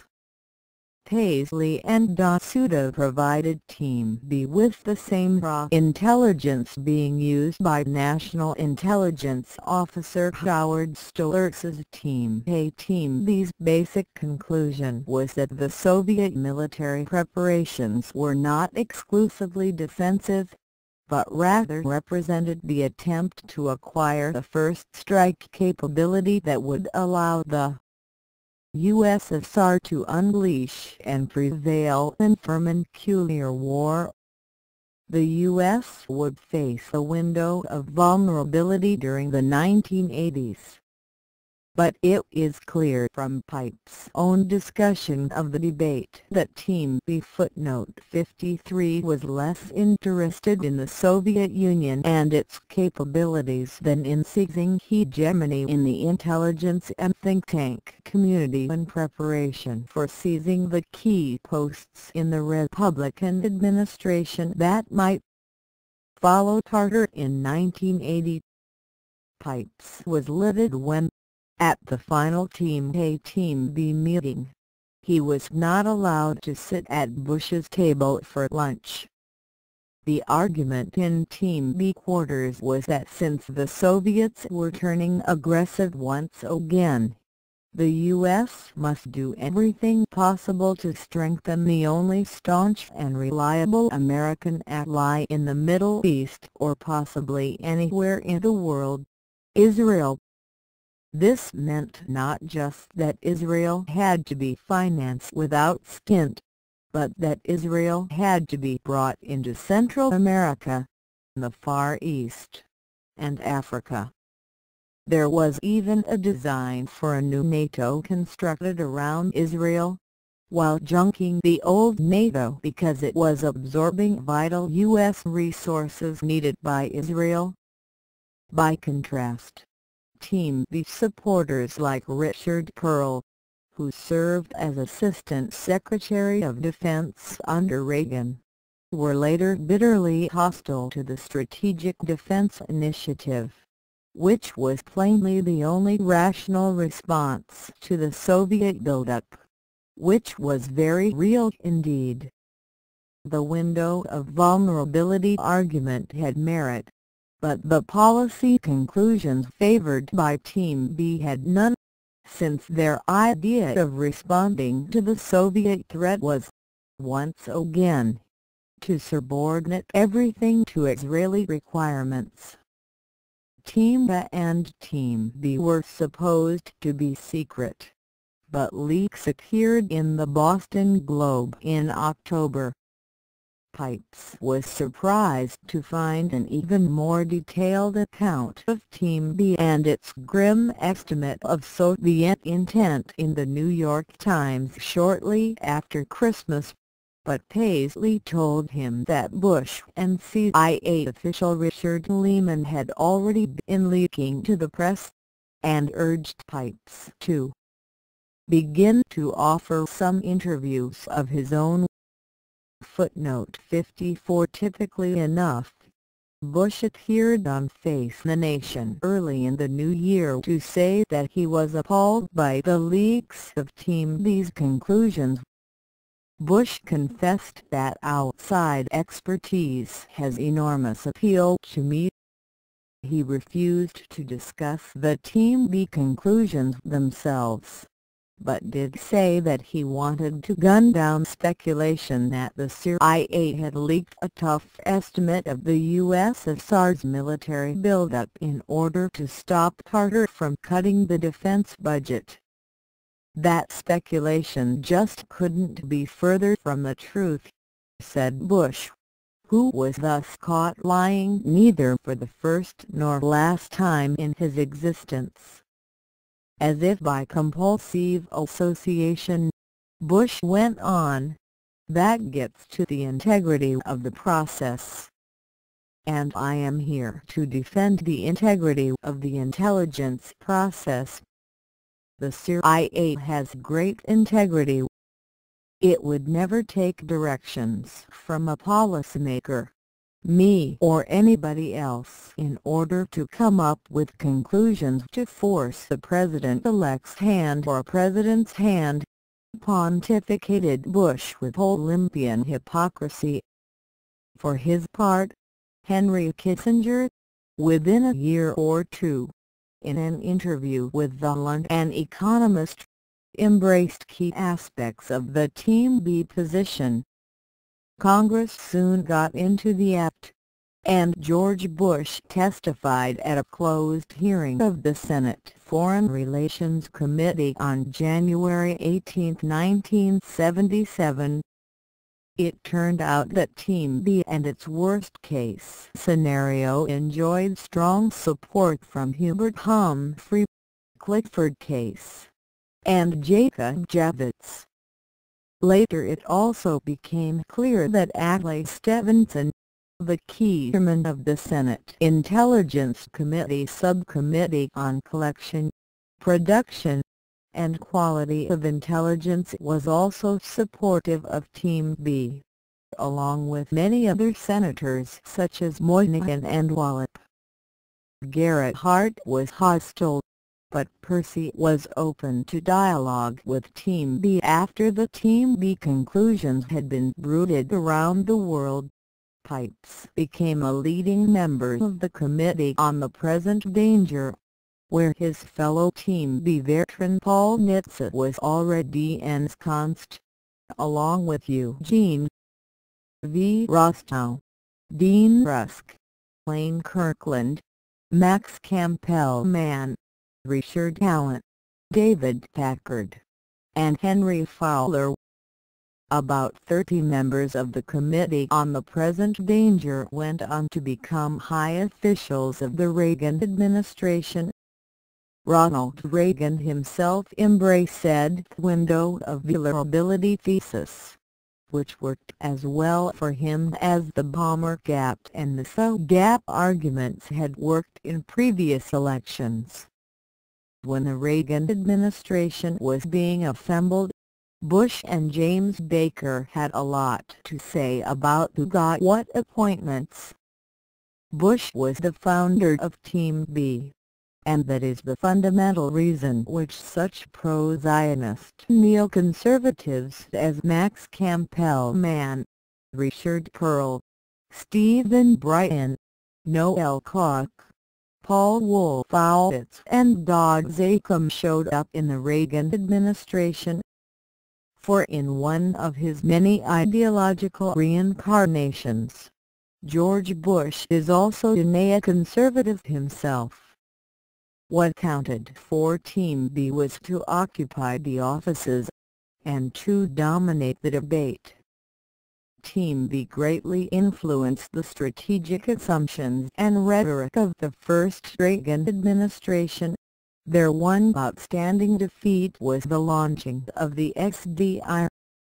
In a grim postlude to the Team B exercise, Bush's hand-picked staff director for the operation, John Paisley, the Soviet analyst Paisley was the former deputy director of the CIA's Office of Strategic Research and CIA liaison to the Plumbers, disappeared on September 24, 1978 while sailing on Chesapeake Bay in his sloop, the Britlig. Several days later the body was found floating in the bay in an advanced state of decomposition, and with a gunshot wound behind the left ear. The corpse was weighed down by 2 sets of ponderous diving belts. The body was 4 inches shorter than Paisley's own height, and Paisley's wife later asserted that the body found was not that of her husband. Despite all this, the body was positively identified as Paisley's. The death summarily ruled a suicide, and the body quickly cremated at a funeral home approved by the Office of Security. Paisley had been involved along with Angleton in the debriefing and managing of Soviet defectors like Nosenko and Nikolai Artymonov/Chaitkin, and various aspects of this case show that the Bush-Chern Team B had not really ceased its operations after 1976-77, but had continued to function. Some have attempted to identify Paisley as Deep Throat. Others have suggested that he was a KGB mole. Either story, if true, might lead to highly embarrassing consequences for George Bush. Footnote 55. The Chaitkin case just mentioned allows us to follow Bush a few steps further into the world of Soviet defectors, exchanges, kidnappings, murders, and other grisly rites of the Cold War. Nikolai Artymonov alias Nick Chaitkin was a Soviet naval officer who had defected to the West in the 1950s, and who worked for the Defense Intelligence Agency. There are indications that Chaitkin was encouraged by his U.S. handlers to let himself be contacted by the Soviets so that he could become a double agent.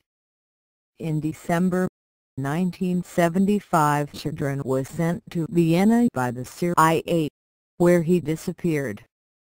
According to some versions, he had been a Soviet agent all along, and went back to Moscow under the orders of the KGB. According to other versions, Chaitkin was cynically delivered up by his CIA handlers to certain death at the hands of the KGB within the framework of a dirty operation to enhance the career of another KGB agent who had secretly gone to work for the CIA while remaining with the KGB. Footnote 56. The handling of defectors such as Chaitkin represented that part of CIA operations where James Jesus Angleton spun his web. So were our moving through an obfuscated wilderness of mirrors in broaching this subject. But it seems well established that Bush acquired a personal role in the Chaitkin affair through his deception of Chaitkin's wife, Eva Chaitkin, who was desperately seeking to find out what had happened to her husband. With the help of friends, Eva Chaitkin appealed for assistance to Senators John Sparkman and James Eastland, to Speaker of the House Carl Albert, to Pentagon officials and to PFIB. On February 5, Mrs. Chaitkin received a call from Brent Scowcroft saying that the case had been brought to his attention. The same day General Vernon Walters called to say that Scowcroft was meeting with him at that very hour to see what could be done. Bush then appointed CIA counterintelligence chief George Callers to oversee cooperation with Mrs. Chaitkin and her lawyer, Richard Chaitkin. Callers is accused in one published account of this story of having helped to deliver Chaitkin into the hands of the KGB. Later, on October 8, 1976, Mrs. Chaitkin and Chaitkin were received by Bush at Langley in a meeting also attended by Callers and former CIA employee Chester Cooper.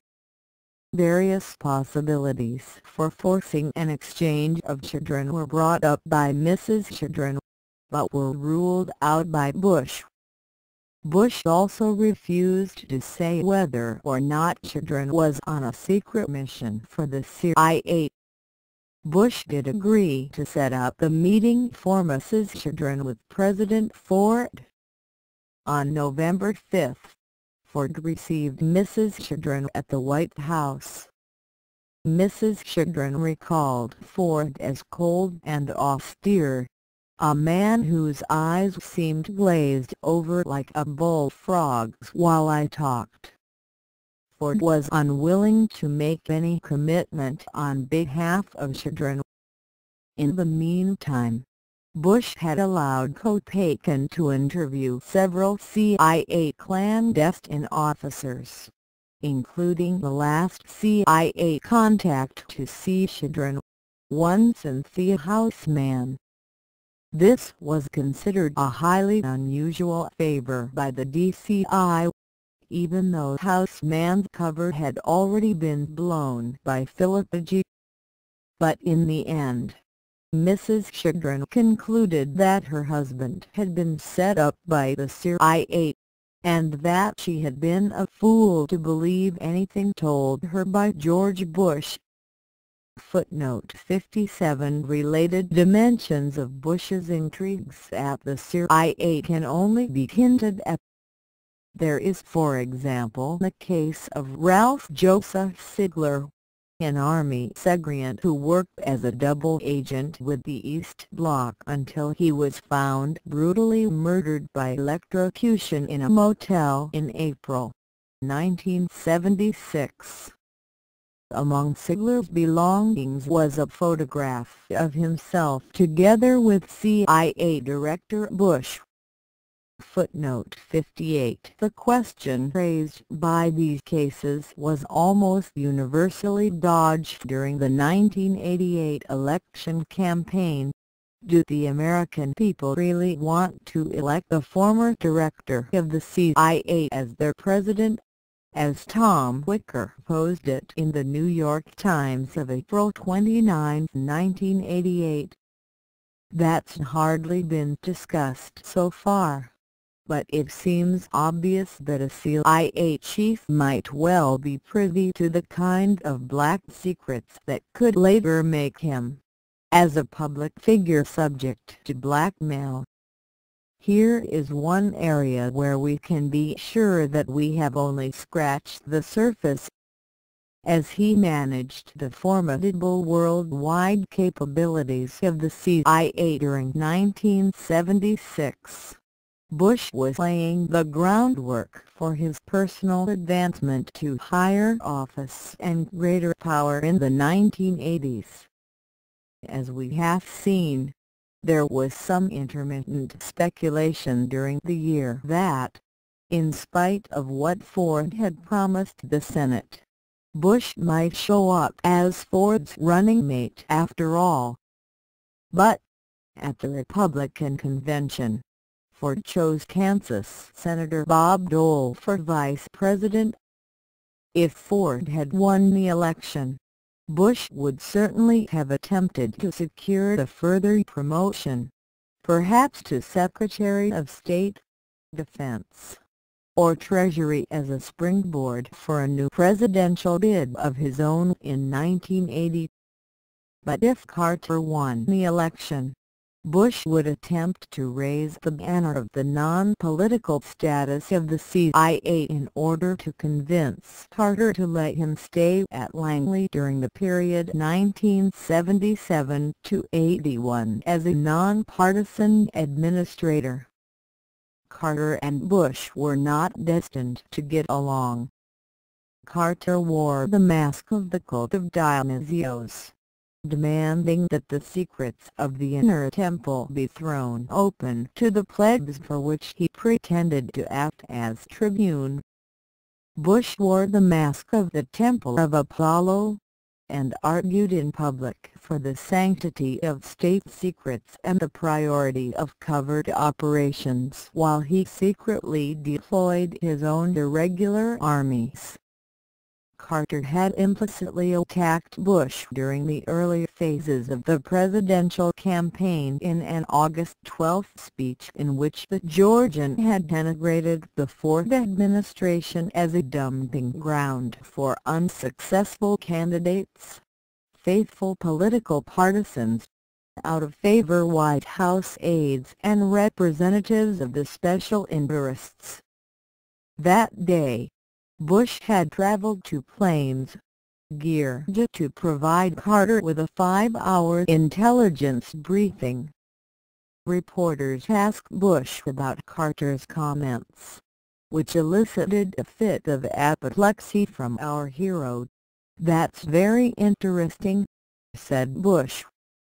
"We came down here to do a professional job. The President directed me to brief him on intelligence matters. Everything went very well." Carter backed off the day later, saying, "I happen to think a lot of George Bush." In the close 1976 election, Carter prevailed by vote fraud in New York, Ohio, and other states. But Ford was convinced by Nelson and Happy Rockefeller, as well as by his own distraught wife Betty, that he must concede in order to preserve the work of healing that he had accomplished since Watergate. Carter would therefore enter the White House.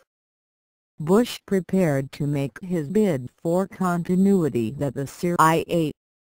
Shortly after the election, he was scheduled to journey to Plains to brief Carter once again with the help of his deputy Henry Notch.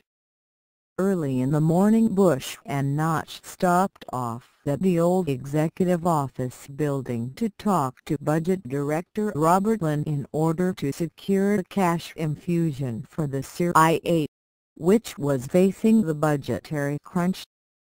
Bush then dropped in on Vice President Nelson Rockefeller, and also went into the Oval Office to talk to Ford.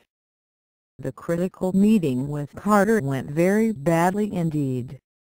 Bush took Carter aside and argued that in 1960 and 1968, CIA directors were retained during presidential transitions, and that it would make Carter look good if he did the same.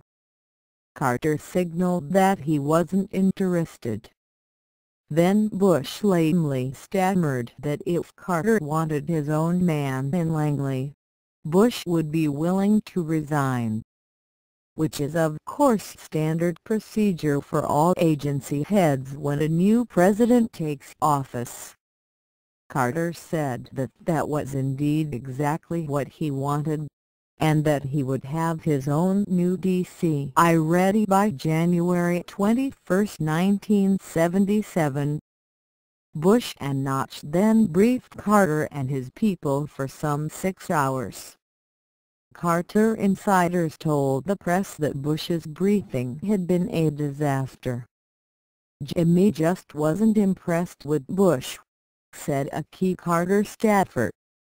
Footnote 59. Bush and Notch then flew back to Washington, and on the plane Bush wrote a memo for Henry Kissinger describing his exchanges with Carter. At midnight, Bush drove to Kissinger's home and briefed him for an hour. Notch said later that he was mightily impressed by Bush's long day of meeting the budget director, the president, the vice president, the president-elect and the Secretary of State, all on the same day, even if the result had been that Bush was fired. At Bush's 9:30 a.m. staff meeting in Langley the next day, Notch and a group of other officials awarded Bush the Intelligence Medal of Merit. "It was a very touching day," said Notch. Carter first attempted to make Theodore Sorensen, the former Kennedy intimate, his new CIA director. It soon became clear that certain circles were determined to block this nomination. The Sorensen nomination was soon torpedoed by a series of leaks, including revelations that Sorensen had been a conscientious objector during World War II, plus accusations that he had taken classified documents with him when he had left the government in 1964. Carter tried to get NATO General Bernard Rogers for the post, but finally had to settle for Navy Admiral Stansfield Turner from his own class at Annapolis. An important internal CIA issue that arose during Turner's time in Langley was the question of personnel cuts, especially in the Operations Directorate. To understand Bush's inflection events on this topic, we must go back to the Watergate era. During the Schlesinger-Colby period, about 2,000 CIA personnel, representing about 15% of the CIA manpower complement, were dismissed. The method of these firings appears to have been heavily influenced by Shackley and his faction, who argued that CIA personnel who were in danger of being exposed by Philippi should be preemptively terminated. There is therefore much reason to think that Shackley and Agee were in cahoots. This purge touched many important posts, which could then be filled by Shackley loyalists. The description of the process is offered by retired CIA agent Joseph Burkholder Smith, who served in the Western Hemisphere Division. A defensive operation was started immediately and every activity, agent, and officer was scrutinized to determine if G had already blown them or if he would write about them. In his book, the shackly henchman was installed as chief of operations was this William Nelson, and a cryptonym, the agency's badge of security significance, was assigned to the task of getting rid of the division's operations and much of its office staff. The pre-shackly staff, some were quick to point out. They doubted whether so much destruction was necessary, especially since Shackly had a reputation for ruthlessness and for filling key jobs with his favorites. Whether or not such a vast amount of house cleaning was really necessary, I could not decide. All I knew was that it was dismal work. Nevertheless, I was disturbed to have to dismiss so many loyal men and upset to have the defences I kept putting up to try to salvage something of their old lives summarily dismissed by the Star Chamber conducting the purge in Washington. When a G's book finally appeared, not one of the people I was ordered to fire was mentioned.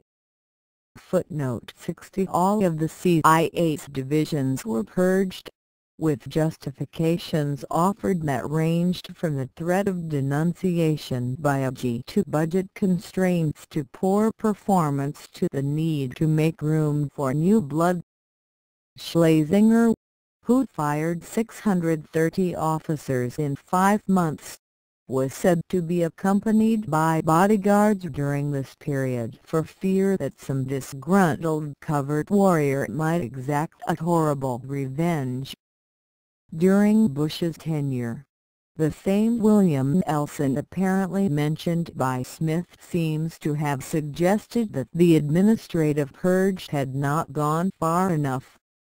In the spring of 1976, when he was about to be replaced by William Wells, Nelson again raised the issue of Operations Directorate personnel. There were a lot of people in the Directorate of Operations who were marginal performers, said Nelson in the 1988 interview. Below middle. We needed quality, not quantity. I told Bush that the lower 25% should be identified and should be encouraged to seek other employment. I said we owed these people a lot but not a lifetime job. Bush put it in his pocket and said he would think about it. Footnote 61. This new round of firings was relegated to Turner, who reportedly was told by Notch on arriving at the CIA that the agency was top-heavy. There was the case of Cordmeyer, Notch said, who had too much rank for the work he was doing. As Turner later recalled, it was at this point that I learned about a study the espionage operations branch itself had done on its personnel situation in mid-1976, while George Bush was DCI. It called for a reduction in the size of the branch by 1,350 positions over the 5-year period. No action had been taken. Bush had not rejected it, but neither had he faced up to it. Footnote 62. Turner then proceeded to abolish 820 jobs, which he claims was accomplished through attrition. Other estimates of the Turner firings range between 820 and 2,800. The plan Turner implemented was thus, according to some, Nelson-Shackley Bush plan. certain activities of the intelligence community were being privatized and farmed out to such organisms as the National Endowment for Democracy and other such quasi-autonomous non-governmental organizations of Project Democracy. Under Reagan, this privatization of intelligence operations and their increasing assignment to non-governmental organizations was made official through Executive Order 12,333. Otherwise, George Bush used his last days at the CIA for his lifelong pastime, servicing his network. On December 16, he appeared at an awards ceremony in the Bubble at Langley to present the medal to Juanita Moody of the National Security Agency Product Organization staff. Footnote 63. During his year at Langley, Bush was especially forthcoming towards Wall Street, above all towards the family firm. On at least one occasion, Bush gave an exclusive private briefing, including forecasts on the future development of the world energy market, for partners and executives of Brown Brothers. Fairman. Such an incident, it is superfluous to point out, entails the gravest questions of conflict of interest. On another occasion, Bush gave a similar briefing to the board of directors of the Chase Manhattan Bank. Footnote 64. As always, Bush had special attention for Leo Chern, the source of so much of the policy he implemented at the CIA. On November 8, Bush had called Chern's attention to a small item in U.S. News and World Report which suggested that U.S. assessments have so underrated Russia's strategic buildup that a top-secret study is underway to decide whether to strip the CIA of responsibility for the estimates and give it to an independent office answerable directly to the President. Another click on Team B. Bush told Chern that the attached is the kind of publicity that I am sure you would agree is very damaging. I really don't think there is much we can do about it at this point, but I worry about it. Bush left Langley with Carter's inauguration, leaving Nich to serve a couple of months as acting DCI. In early February, Bush wrote again to Leo Chern, with whom he was now on a first-name basis. Thanks for that lovely letter you sent me on February 2nd. I already miss our contacts a lot. I will be leaving for Houston a week from today. Should you get down that way, it would be great to see you. I am joining the couple of boards that will bring me east from time to time. I hope to keep up my interest in foreign affairs and in national politics. It is quite unclear at the moment how to do these things. The past has been fantastic, but now I am determined to look to the future. I know it will be full of challenge. I hope it holds frequent contacts with Leo Chern. I will follow with interest the President's decisions on PFIAB. If I can ever be of help to you. I value our friendship. Sincerely, George. Footnote 65. Carter abolished PFIAB and fired Chern from the IOB. George Bush now turned to his family business of international banking.